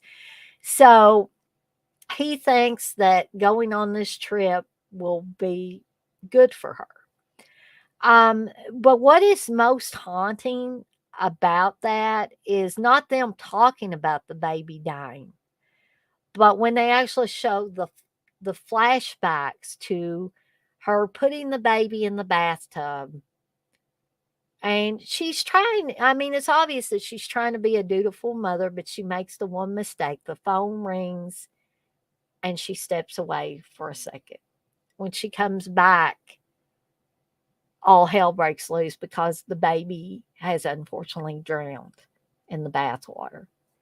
And you know how they say that a child or a baby can drown in very little water. And that's, from what I can remember, that's literally what is shown here. There's not a whole lot of water in there. So it's not like she ran a full bathtub full of water and then stuck a baby in there and stepped away. It's just one of those cases where wasn't thinking, the phone rings, goes and picks it up, bad things happen to the baby while she's gone. I mean, this could literally happen to any mother in any number of different scenarios. For instance, although my brother, thank God, is still with us, when he was little, um, he loved milk. He loved to drink milk. Not now, but when he was little, he did. So when he was a toddler, my mom had a cup of bleach sitting on top of the washer. And she was planning to put it in there in the wash. I guess she was washing some whites or something. And my mom was always an excellent mother, kept watch on us. She didn't want us out of her sight for a second. Okay. So she turned her back for half a second, not thinking that my brother would be able to reach up there and pull this bleach on himself. He upends it and it splashes on his face. My mom panics, jerks him up, puts him in the bathtub, and starts washing him. Thankfully, nothing bad happened. But that just goes to show how quickly things can happen, and even to the best of mothers. So, and even though this is a movie, I could just, it was just heart wrenching and haunting and kind of creepy to see those flashback scenes in this. So not only do you have the whole Ma and Pa thing and the crazy adult children they have, but you also have that backstory of the death of the baby, which adds another layer to this movie. 71, you say you haven't seen it but heard of it? Yeah. Oh my God. Yeah. When I first saw it and that really started to sink in, those scenes and the flashback and all that. Yeah, that's exactly what I was thinking. Oh crap, TJ. Yeah. Um, Anything can happen to anyone. Exactly. They'd never make that now, and probably not. I don't think a movie like this would get made now. This movie came out in '88, and I don't recall seeing anything that explicit as far as the death of an infant, of a baby, in a long, long time. So if you think about this, came out in '88, and we haven't really seen anything like that, unless you watch those category 3 films or whatever that Steve talks about, they do horrendous things to kids, hang them outside of car windows and everything else in those Cat 3 movies. So, um, but those are foreign movies. So, yeah, with all the mothers killing their kids, they never show that again. Yeah. TJ, you say, yeah, it's like an exploitation flick, but with the backstory, it adds another level. Like you could still pair it with a movie like Mother's Day, 1980. Yeah, I mean, it works, but it is so haunting. It's something that sticks with you long after this movie is over, and it's probably one of the big reasons why, even though it is a well-made horror film, it's one that I don't revisit that often. But I did want to bring it up in case there were any of you that were interested in watching it. Even despite the very haunting and unsettling backstory and flashbacks, it if you watch the whole movie, it makes sense with what happens to one of the characters near the end of the film.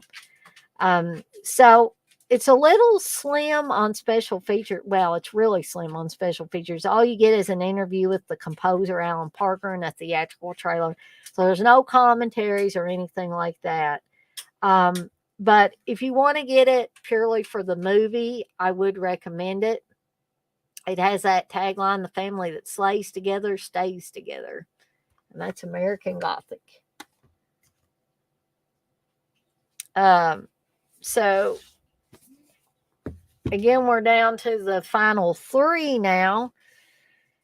And this is a werewolf film, an American Werewolf in London, which I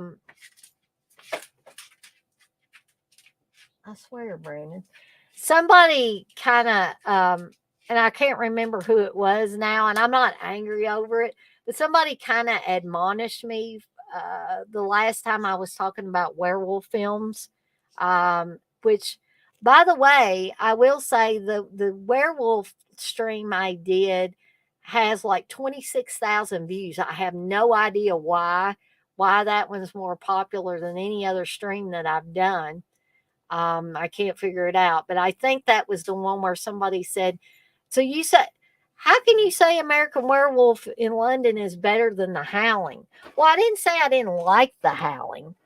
I just said that I thought that the transformation scene of the werewolf in American Werewolf in London was in a lot of ways better executed. I love The Howling. And I probably mentioned that on the favorite werewolf film stream. But not only does this have the horror in it, but it does have some comedy in it. I think whatever you may think of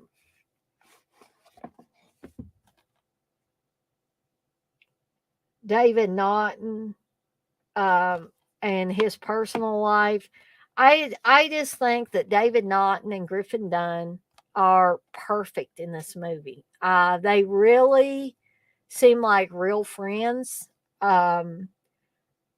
They really got that, that off the cuff kind of laid back comedy to the whole setup. Because they're two friends that are backpacking across like the UK, and they're planning, I guess, to go to France and Italy probably, and all those places. But they're in the UK for the purposes of this movie. And so you see them riding in a truck. A guy is giving them a lift, and they have to ride in the back of this guy's truck with his sheep. And so Griffin Dunn says, "You have lovely sheep," to to the guy that was driving them.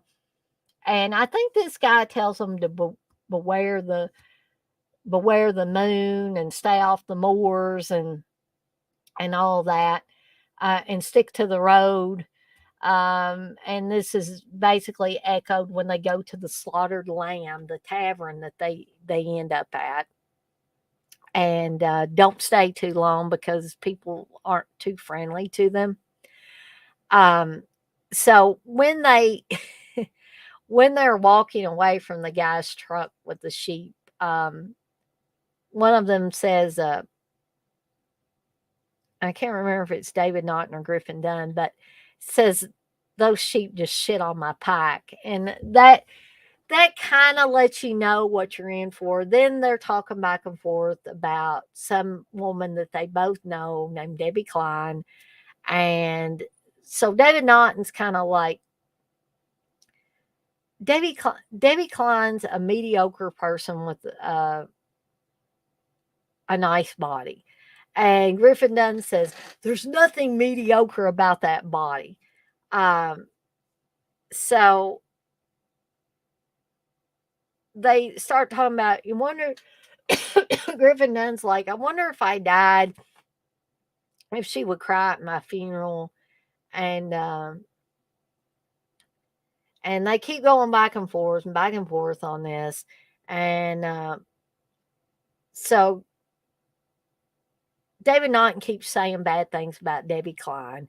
And Griffin Dunn's like, you're talking about the woman I love. And David Naughton looks at him and he square in the face and he says, we're talking about a woman you want to fuck. So give me a break, okay? So these conversations back and forth that they have feel like two friends talking back and forth, just kind of bullshitting and enjoying themselves. So then they get to the Slaughtered Lamb and things go sideways there. They leave. They don't stick to the road. They don't take notice of the moon. And then they get attacked by what turns out to be a werewolf. And the movie kind of goes on from there. So the movie still has some comedic elements to it. It has that great werewolf transformation scene. Another funny moment is when David wakes up in the zoo naked and tells this kid, this little English kid, he says, hey kid, come here. I'll give you £2 or something if you'll give me your balloons. And so the kid gives him this bunch of balloons and like he's holding them in front of his penis and stuff. And and he just runs away. And the kid has this little, like he's just ready to bust out laughing. And he guess the kid goes over to his mother and she says, hello, love, what's going on or whatever. He said, a naked American man just stole my balloons. And so you got several scenes of that interspersed with the more horrific elements. Then you have, and this was talked about on Shudder's, I believe this was talked about on Shudder's show about the scariest movie moments. And the nightmare that David has, because he's obviously Jewish, is that these Nazi werewolves break into his family home and like basically take out the kids and everything. It's a very horrific scene. But you have these scenes, you have the werewolf transformation scenes, you have the werewolf attack scenes, but then you have these comedic scenes interspersed here and there that kind of lighten things up. But then I think the lightening up of the subject matter only intensifies the horror when it does happen. Of course, that's totally my opinion, and guys can feel free to disagree with me on that. But this was directed by John Landis. Whatever you may or may not think about John Landis, I think he does an incredible job with this.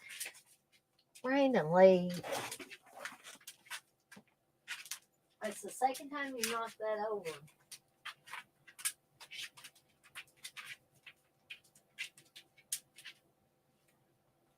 I don't know if he doesn't like my astronaut or what, but he always manages to go over there and end up knocking it over. Yeah. Yeah, got to glue those lights down, LOL, exactly. But Rick Baker does a fantastic job with the effects. I mean, very few werewolf movies have I actually seen the transformation happen in bright light. So I think it really takes some skill for somebody to be able to create this great effect of a man seeming to change into a werewolf um, in front of your very eyes in bright, harsh light. I mean, Rick Baker is amazing at being able to do that.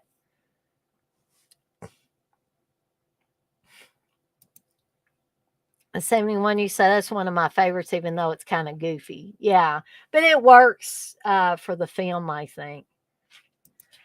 Evidently, people do love werewolves. I mean, I like my fair share of werewolf movies, but I had no idea that that stream would be that popular. 71, you say, if I walked into a pub like that, I would have just demanded to stay overnight. Curly Jaws, you say, just watch the trailer for American Gothic. I definitely need to check it out. Yeah, you might like that one, Curly Jaws. Yes, that scene 71 in the zoo, that's one of my favorite scenes. Be serious, would you? Like the whole, like, after Griffin Dunn's character comes back from the dead and like he looks a little worse for wear every time you see him.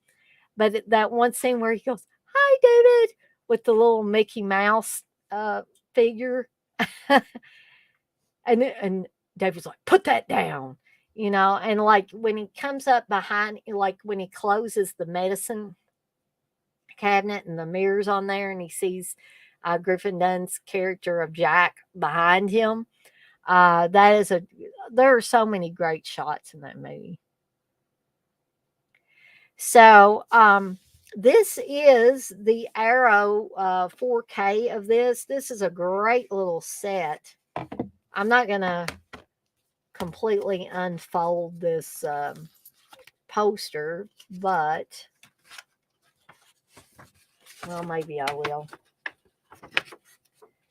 There's one artwork. There's another version of the artwork.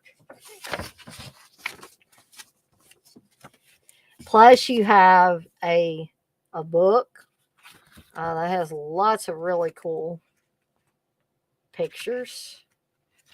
I'm just showing you a few of them there. That's when Jack looks really, really bad.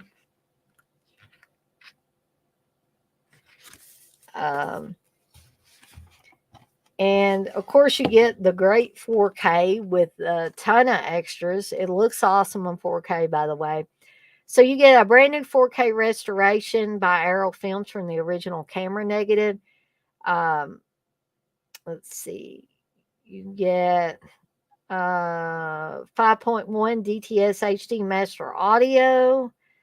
Audio commentary by Beware the Moon filmmaker Paul Davis. Audio commentary by actors David Naughton and Griffin Dunn, which is awesome. Featuring interviews with our, hold on here. Mark of the Beast, The Legacy of the Universal Werewolf. Feature-length documentary by filmmaker Daniel Griffin featuring interviews with John Landis, David Naughton, Joe Dante, and more. An American filmmaker in London interview with John Landis in which he reflects on British cinema and his time working in Britain. I Think He's a Jew, The Werewolf's Secret. A video essay by filmmaker John Spira about how Landis's film explores Jewish identity. The Werewolf's Call, Corin Hardy, director of The Hallow and the Nun, chats with writer Simon Ward about their formative experience with Landis's film.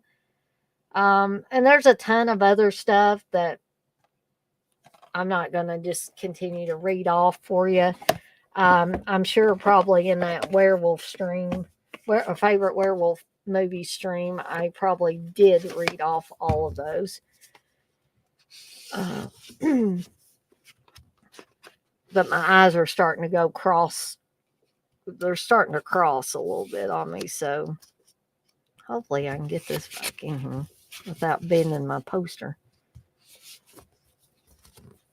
People probably wonder why us collectors baby that stuff, but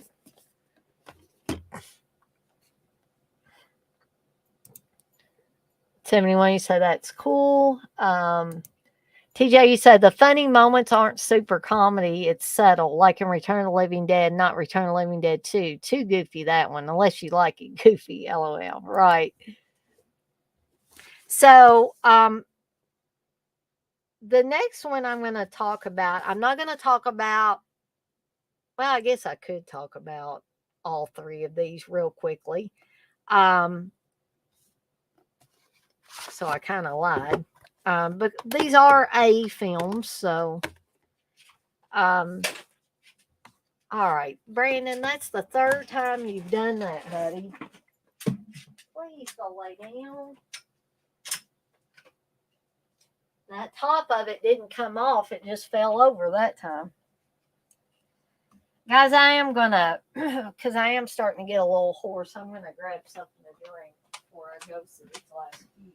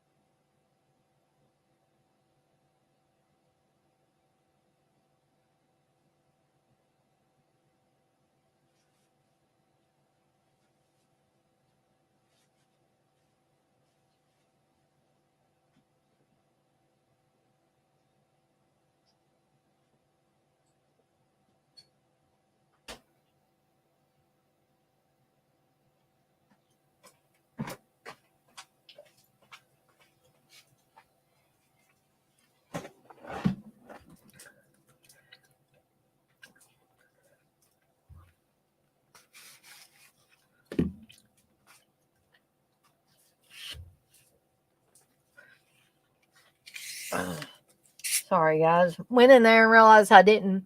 I need to start putting several of these in the refrigerator to get cold instead of just switching the cold one out for a hot one to get cold. Because now I forgot to do that. And now I'm going to have to drink my Mountain Dew hot, which I don't like to do. But I got to have, probably, Steve would probably say, well, drink water now. But I need something. And I'm sorry if it sounds like I'm like hawking up stuff from the back of my throat and stuff, but I got, I guess, post-nasal drip or something. And so, Brandon, why do you keep doing that, boy? Stop.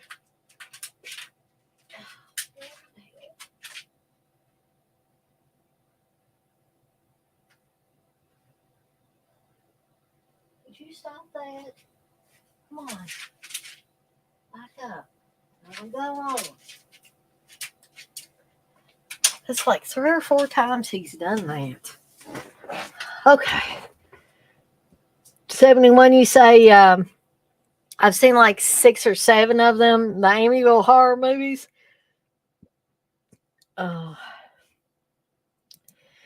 Johnny said, does he still bark and howl like most Bassets, or is he quiet because he's older? For the most part, he's quiet, John, but we think he might have a little bit of dementia because sometimes he'll just sit there and just bark at nothing.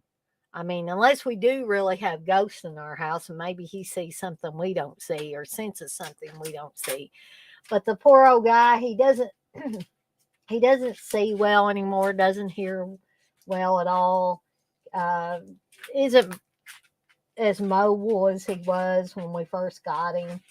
I mean, but he's 15 years old or thereabouts. And actually, the vet says he's in pretty good shape for how old he is. So he's going to knock that over again. I may just end up having to turn it off. I don't know if he's going towards it because there's light and because he can't see good. He's just going wherever the light is. That light is hated, yeah.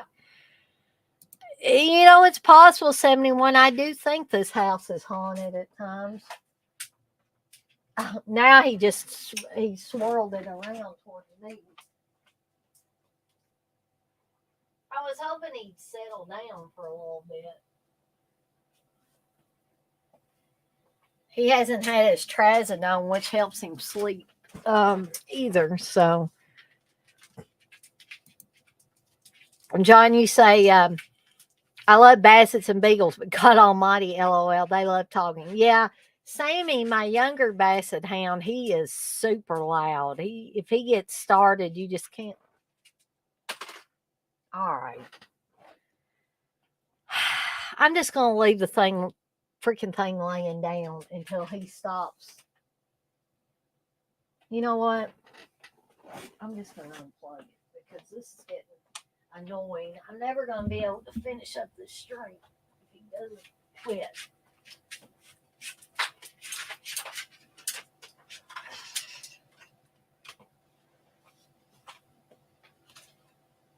That's it, Brandon. That's all she wrote. I'm going to have light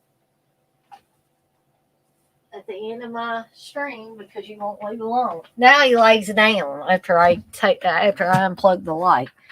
But like I said, Sammy, he is the real noise maker. Now I'll tell you, the quietest of my dogs is Reggie, my boxer pit bull mix. The only time he gets stirred up is if he's outside and something's on the other side of the fence that really gets him going. And then he will have a bark, and he'll have the squealy bark too. But he doesn't make a lot of noise. He's not a really loud dog.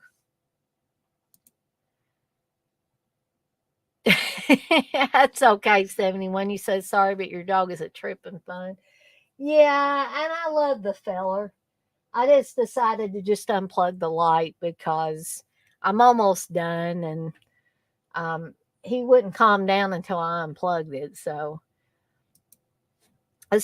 anyway, I'll go through these 3 Amityville films, which the original Amityville Horror, it is, of course, my favorite. And whatever you may think about the Amityville Horror case, and George and Kathy Lutz, whether you believe, don't believe, whatever, regardless of all of that, I think this is a very well-made horror film. It's creepy. It works. I mean, even if there was no supposedly true story about the Amityville Horror, if this was just created entirely out of somebody's mind, which some people, according to who you talk to, say this was created by George and Kathy Lutz and Ronnie DeFeo, his lawyer and the Lutzes. Why, though, the Lutzes will be talking with Ronnie DeFeo's lawyer, I don't know. And if you don't know the story about the DeFeos were the family that lived in the house before the Lutzes. Ronnie DeFeo systematically shot his entire family and ended up going to prison for it. Over the years, Ronnie DeFeo had said, that he heard voices in the house telling him to kill his family. This was a very troubled family anyway. The Ronnie and his father had gotten to blows. There was all kinds of things, whisperings about things going on in this family.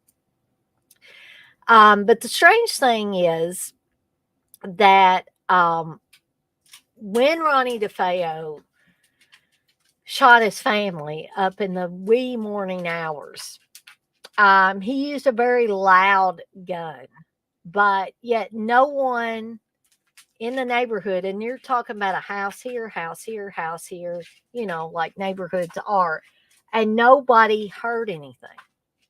Okay.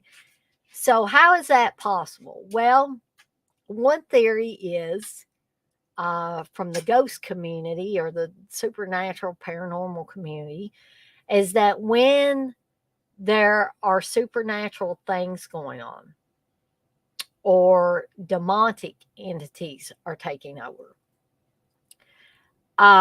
things cannot be heard. For instance, gunshots. So, whether you believe, don't believe, all that business, it's one of those things where I feel like the proof's in the pudding. What reason would all their neighbors have for saying, I didn't hear gunshots? I mean, what were they getting out of it? So they must have actually not heard any gunshots.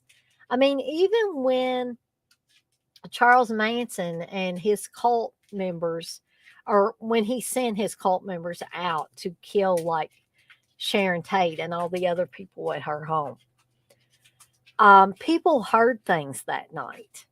They heard screams, they heard gunshots, etc., etc.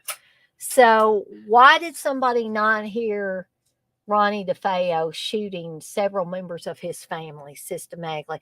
And why they were all asleep, I think, with the exception of his sister Dawn, who had gotten up for whatever reason, and he, had to run her down and shoot her.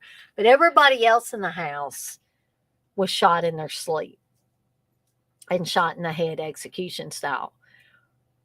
I think if I heard the first gunshot, I'd sit bolt upright in my bed. Dawn didn't even wake up because she heard a gunshot. She woke up because she was thirsty or something like that, and was then going back to her room when Ronnie shot her. So,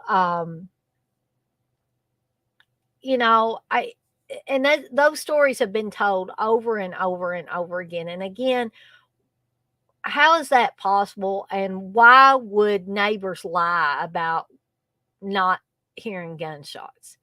Because they weren't going to get in trouble if they said, oh, we heard gunshots, because a lot of people in the Manson case, they heard stuff, but they were scared to call in because they didn't want to get involved. So, the neighbors could have said that.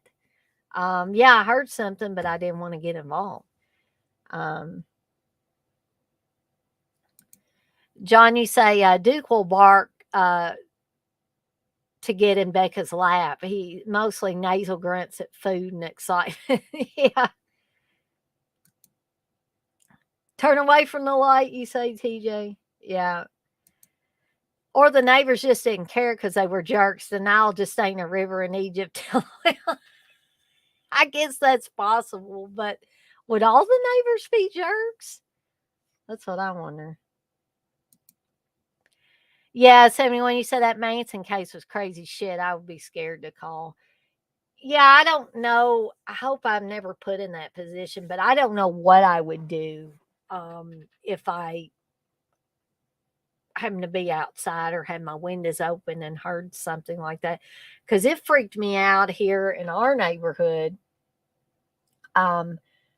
One night I went out in the backyard with the dogs, or to get the dogs in, and I heard a woman like screaming at the top of her lungs. And then later I saw the ambulance down the street from us. So I don't know what was going on. I never heard what was going on, but that just hearing a shrill scream over and over again, when you're standing out there and it's supposed to be quiet and you're with your dogs and all of a sudden you hear this shrieking. What my thought was when I saw the ambulance was that somebody had died, had a heart attack or something, and and a wife or whatever, maybe a husband had passed away, and the wife was, losing her mind naturally because somebody was dead. But again, I never heard what the cause was.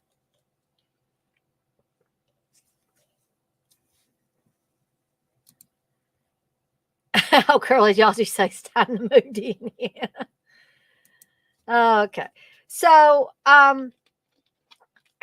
Horror, I think, with or without all the stigma and the rumors and the hoopla that's attached to this, and yes, I know the Lutzes even said, George Lutz even said before he passed away, that once Hollywood got a hold of this, they embellished it as Hollywood does. So he even said there was not, uh,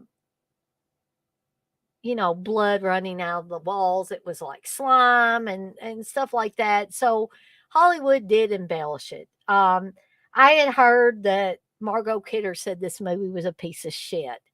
So she wasn't a fan of it. But I read the book. I watched the movie. I did watch the movie before I read the book, and I don't know, guys. I've had experiences in my life over time where I almost have to believe in at least ghosts. Um, I don't like to think about the demonic elements or demonic entities, but I'm sure to me they do exist. Um, and but I just don't like to think about them very often, as most people would not want to. Um, so, like I said, there have been things that have happened to me, experiences I've had, and you guys in the chat have shared some things with me over time, that leads me to believe that some of you guys believe in these supernatural elements.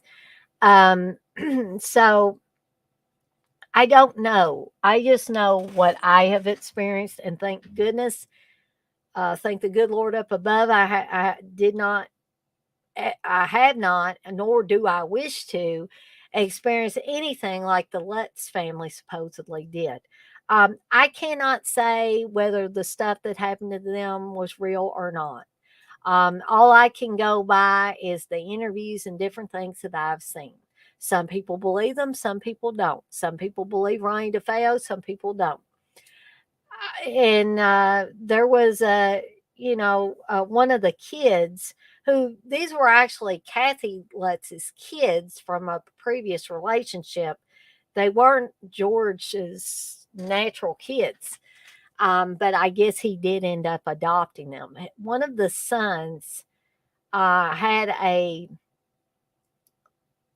I guess, a pseudo documentary a few years back called My Amityville Horror, where he pretty much, um,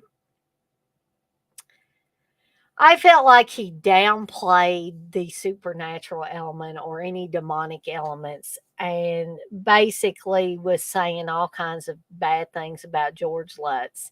Now, I don't know what happened with that family. I don't know what George or did not do to them children, if he beat on them, if he didn't beat on them.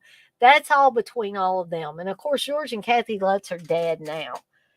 Um, so they can't defend themselves in any way, shape, or form. And as we all know, people come out of the woodwork to say things against someone after they're dead. It always happens. And they always wait until somebody can no longer defend themselves. So whether the stuff happened or not, I think it's pretty shitty to say bad things about somebody when they're not here to say anything against what you're saying. I think that's a coward's way out, to do that, to wait until somebody is gone and then start unloading a bunch of dirty laundry about them. Um, Red, you said that Manson movie from a few years ago, Wolves something, had bad reviews, but I thought it was good. I'm not familiar with that one, Red. I may have to see if I can find that. So I think Amityville Horror is a good horror movie. Whether you believe the George and Kathy Lutz case, whether you believe or disbelieve the stuff surrounding the DeFeo case, I still think that this is an excellent horror movie. I would have to disagree with, with Margot Kidder, bless her soul, um, that it's a piece of shit. No, I don't think so. I think it's very well made, very well acted, um, great special effects, has some very creepy moments in it. So it works. It works for me on all levels, pretty much. Um, Now, Amityville 2, the possession, is loosely, keep in mind, I say loosely based on the DeFeo family. Because Hollywood really did get a hold of this one and had extreme, cases where once the demonic entities get a hold of the boy, who I'm sure was loosely based on Ronnie DeFeo, um, is once the demonic forces have taken a hold of him, he literally becomes I mean, he looks like a demon. He doesn't even look like a human being anymore. So yes, Hollywood definitely got a hold of this one a little bit more.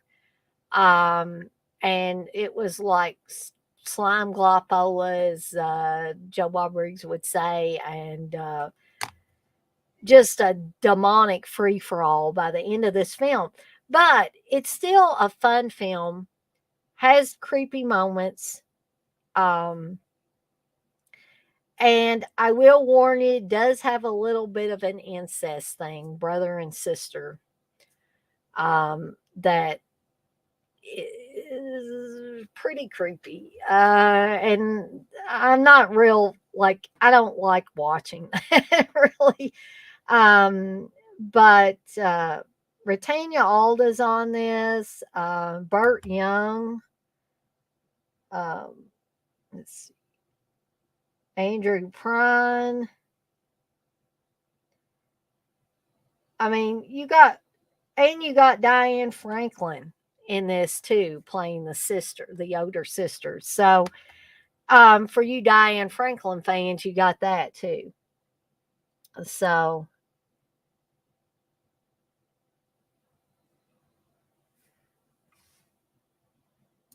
yeah, Carnage 6X. That is My Amityville Horror, the documentary movie about one of the Lutz kids, where he's obviously mentally messed up and blames it on the haunting, but no other children would be in it. Yeah, I just thought that documentary was I couldn't figure out exactly what this guy was trying to say. I almost wonder if he's not messed up on drugs or wasn't messed up on drugs. Um, but yeah, none of the other kids did not want to be in it. Um, but I couldn't really figure out. Maybe I need to rewatch it. It seemed almost like he was blaming a lot of his problems on George instead of blaming them on the house and what was going on in the house. But maybe I just picked up on it wrong. Curly Jaws, you say James Wan needs to get a hold of that and make it better.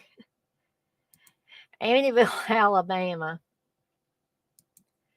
Directed by Kid Rock, written by Rob Zombie. I don't know. I don't know, Curly Jaws. I'm not going to say it would be bad, but I just don't know. So, yeah, like I said, I'm not going to spend too long on each one of these because I've got one more to cover after I talk about these, and it's almost 10:30 now, and I didn't want to keep anybody wait too much past their bedtime. So The special features on this, this is a Screen Factory set, by the way. So you get an interview with director Damiano Damiani, new interviews with actors Andrew Prine, Diane Franklin, Retania Alda, audio commentary with author Alexandra Holzer, growing up haunted, a ghostly memoir, and a theatrical trailer. So that is Amityville 2, The Possession. Now the third one, Amityville 3D. It's not a really great storyline, guys. I'll be perfectly honest with you. The first two are much better than this one. But I think what really got people to watch this was when it first came out, it was, of course, in 3D. It says, warning, in this movie, you are the victim. So the House of Unspeakable Evil is back to torment all that cross its threshold as Dino De Laurentiis and legendary director Richard Fleischer, 20,000 Leagues Under the Sea, present a horror picture of considerable class and polish. Now, I would probably have to disagree with that. The Los Angeles Times said that. To debunk the Amityville house's infamous reputation and take advantage of a rock bottom asking price, skeptical journalist John Baxter, Tony Roberts, buys the place and settles in to write his first novel. But as soon as the ink on the deed has dried, people who have come into contact with him and the house begin to meet with a shocking fate. Is it coincidence, or is this house really the gateway to hell? Tess Harper, Lori Loughlin, and Meg Ryan also star in this 3D Terror Fest. So you get to see early performances by Lori Loughlin and Meg Ryan. And Tess Harper is in it as well, and Tony Robbins. So if you ever wanted to see an Amityville horror movie done by the guy that did 20,000 Leagues Under the Sea, this is your chance. Like I said, not a really great film. The other two before this one are a lot better. But I feel like all the Amityville horror movies after part 2 are kind of uneven anyway. Some are good, some are bad, some are mediocre, and some are just plain silly, you know. And I think this one is a little on the silly side. But I'm sure if I had gotten to see it in actual 3D, I probably would have liked it a little better. But unfortunately, I have never got to see this one in 3D. For those of you that may have gotten to see in 3D, I'd love to hear your thoughts about that. So that's the Amityville movies that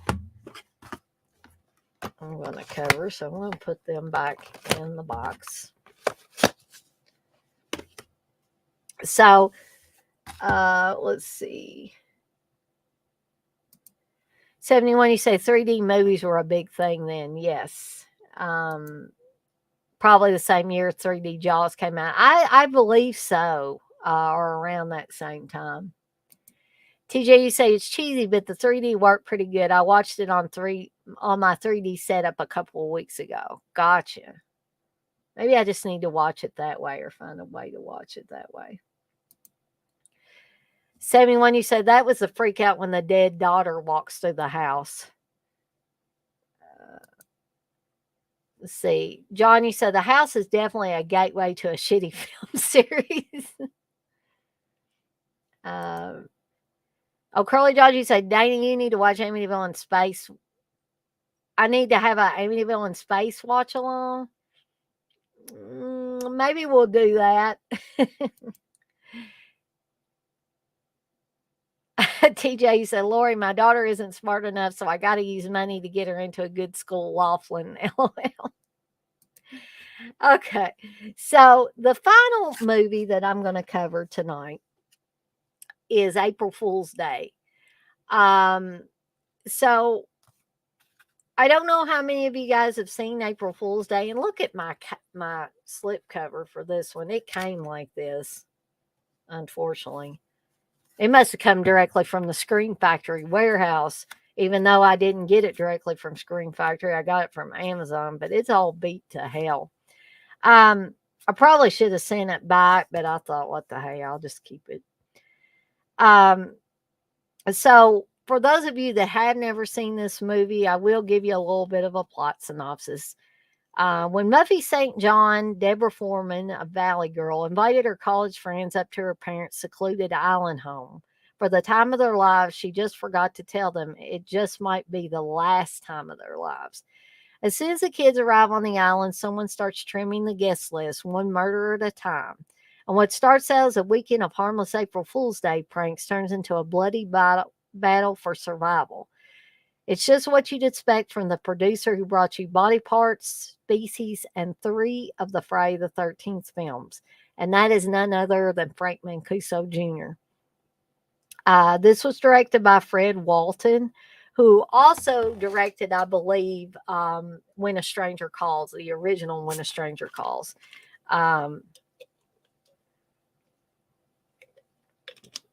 And I have always had a lot of fun with April Fool's Day. Amy Steele is also in this. Deborah Foreman, Deborah Goodrich, and gosh, I'm forgetting the one guy's name. Clayton Rauner. Clayton Rauner and Deborah Goodrich were also in the movie, just one of the guys. For those of you that have seen that. And for those of you that have never seen Just One of the Guys, I highly recommend it. Great 80s film. And Charles Bernstein, of course, did the music. So this movie starts out as a typical like slasher movie. And then somewhere along the way, it changes a little bit. Now, I don't want to give anything away for those of you that may not have seen it, but I highly recommend this film. This film is so much fun. I mean, has great characters in it. So the acting is, in my opinion, top notch. The story is great. The story does not, thankfully in this case, I think, does not follow a traditional slasher film storyline from beginning to end. It just does not. There is also a novelization of this that changes the ending a little bit. So if you can find the novelization, I actually have the novelization. I bought it at a used bookstore several years ago. So if I say watch the movie first, a lot of times people say read the book first, but I say in this case, watch the movie first and see how it pans out with the movie. And then read the novelization if you can get your hands on it. And I think you will be surprised at the way the ending in the novel pans out versus the ending of the movie.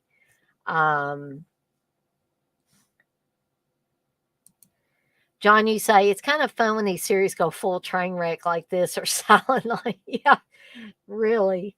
It's just fun at that point. 71, you think you saw April Fool's Day? Yeah, this one was one that I remember being easily accessible growing up in the video rental stores, which is the first time I saw it. Which, this is the cover that I actually remember seeing it under. I love this cover. As you can see, the girl at the head of the table, her hair is braided into a noose. She's holding a knife behind her back. And just that cover really got me to rent this. I mean, just looking at that, I was like, I gotta rent this. Look, it's called April Fool's Day. Look at that awesome cover. And then, of course, I took it home. I rented it, took it home, watched it. And it's been one of my favorites, favorite horror films from there on out. And of course, I watch it. I can watch it anytime, but I definitely watch it on or around April Fool's Day, along with things like Killer Party and Slaughter High and things of that nature. So,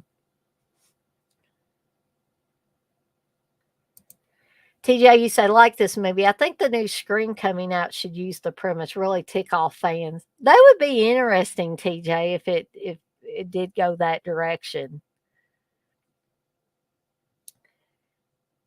Um, so I did want to say this does have some pretty decent special features on it. You get new interviews with director Fred Walton, actors Deborah Goodrich, Royce, and Clayton Ronner, cinematographer Charles Minsky, and composer Charles Bernstein. I would have loved if they had been able to interview more people and if there had been commentary on here, but I really think Deborah Goodrich and Clayton Ronner are really good in the interviews that they give. There's also a theatrical trailer and TV spots. So, if you've never seen April Fool's Day, I highly recommend this one. Again, don't plunk down your hard earned money just because I say a film is great. Try to find it in a free version that you can watch. I was thinking this was on Tubi at one time. So you might be able to watch it there. I'm not sure if Shutter has it. You may be able to find it on YouTube, but just because me or anybody else says a film is great, that keep in mind that's from our perspective. So you may watch it and think, "Ah, geez, this sucks." That's why I always say, don't plunk down your hard-earned money just because me or anybody else out there in YouTube land says that a movie is fantastic, because we all have different ideas about movies, whether they're horror movies or comedies or dramas or sci-fi or whatever. So, I'm just here to like just throw, basically, I don't know, I can't speak for anybody else that does these types of streams, but what I'm really doing is just kind of trying to throw stuff out there, maybe introduce you to things that you hadn't heard of or maybe hadn't watched for a while, hadn't even thought about in years. Um, and that's the purpose of me doing these, as well as being a distraction for me and enjoyment for me, and takes me out of the day-to-day pressures. I get to come on here and have a little fun, talk with friends, talk about movies I like. And so that's why I do it. Not to pressure somebody in to spending money on something that they may think sucks. So again, that's why I always say, if you think you might like it, don't go whole hog and buy it. Try to find it in a free version first and watch the whole film and determine if, it's worth your money. If you think it has a lot of rewatchability, then you might think, oh, yeah, I'll buy it. If you think, gee, this sucks, or even if you don't even get all the way through a free version, which you might not with some of these, then you can say, well, I gave it the college try and the old college try, and I tried to watch it and I couldn't get through it. Dana doesn't know what she's talking about, and that's okay. If you come across some of these movies and you watch them and you're like, I don't see what Dana sees in this movie. This movie sucked. And that could certainly be a possibility. There have been movies that a bunch of people have said is fantastic, and I tried to watch it and I couldn't even get through the damn thing. So again, everybody has different viewpoints on different movies. Everybody is not going to like things the same. So again, that's why I say don't put your hard-earned money down and buy something just because, even if many people say it's awesome, I would still try to find a free version before I actually spend money on something.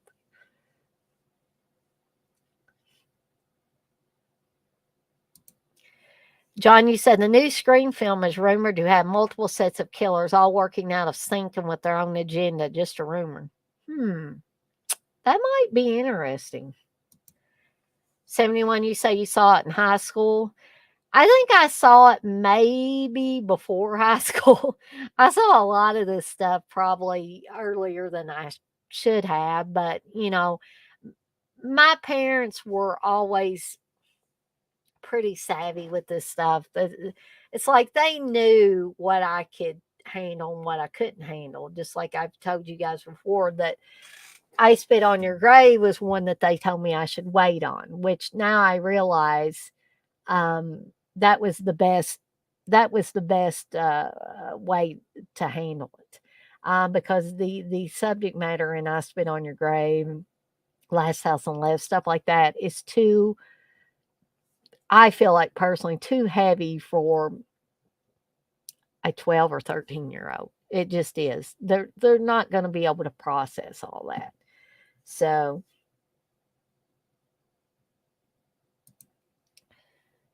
you say, yep, this is relaxing. Well, I'm hoping it not only helps me, but helps you guys too. I mean, I hope everybody that comes in here, it doesn't have a sucky day and feeling really shitty and every time I have a stream, like they have to come in here and kind of chill out. I mean, I'm hoping at least sometimes, or most of the time that you come into these, that everybody's feeling cheery.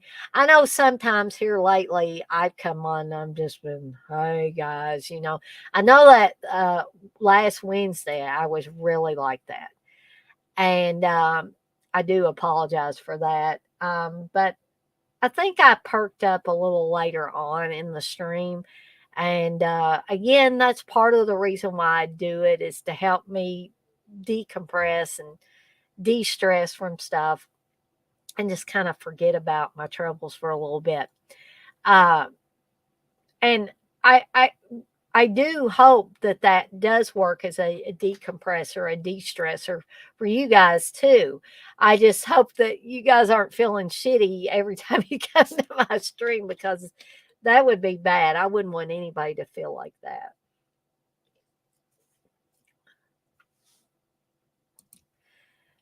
71, you say it's always relaxing. Takes me back before my life went to hell. I do appreciate your channel. Well, thank you, 71, and I'm sorry for any troubles that you're going through. I definitely can, and I'm glad that I can, but sometimes I guess I feel too much empathy for people. I absorb a lot of their pain, and I'm not saying it's anybody's fault. It, Steve always says that I can't, and my mom used to tell me this, you can't worry about everybody else staining. You have to take care of yourself first, which, I understand that. But in some ways, I think that makes me, and I hate to say this, a better person. Because I don't want people to feel like if they don't have a lot of empathy for others, that they're not a good person. That's not what I'm saying.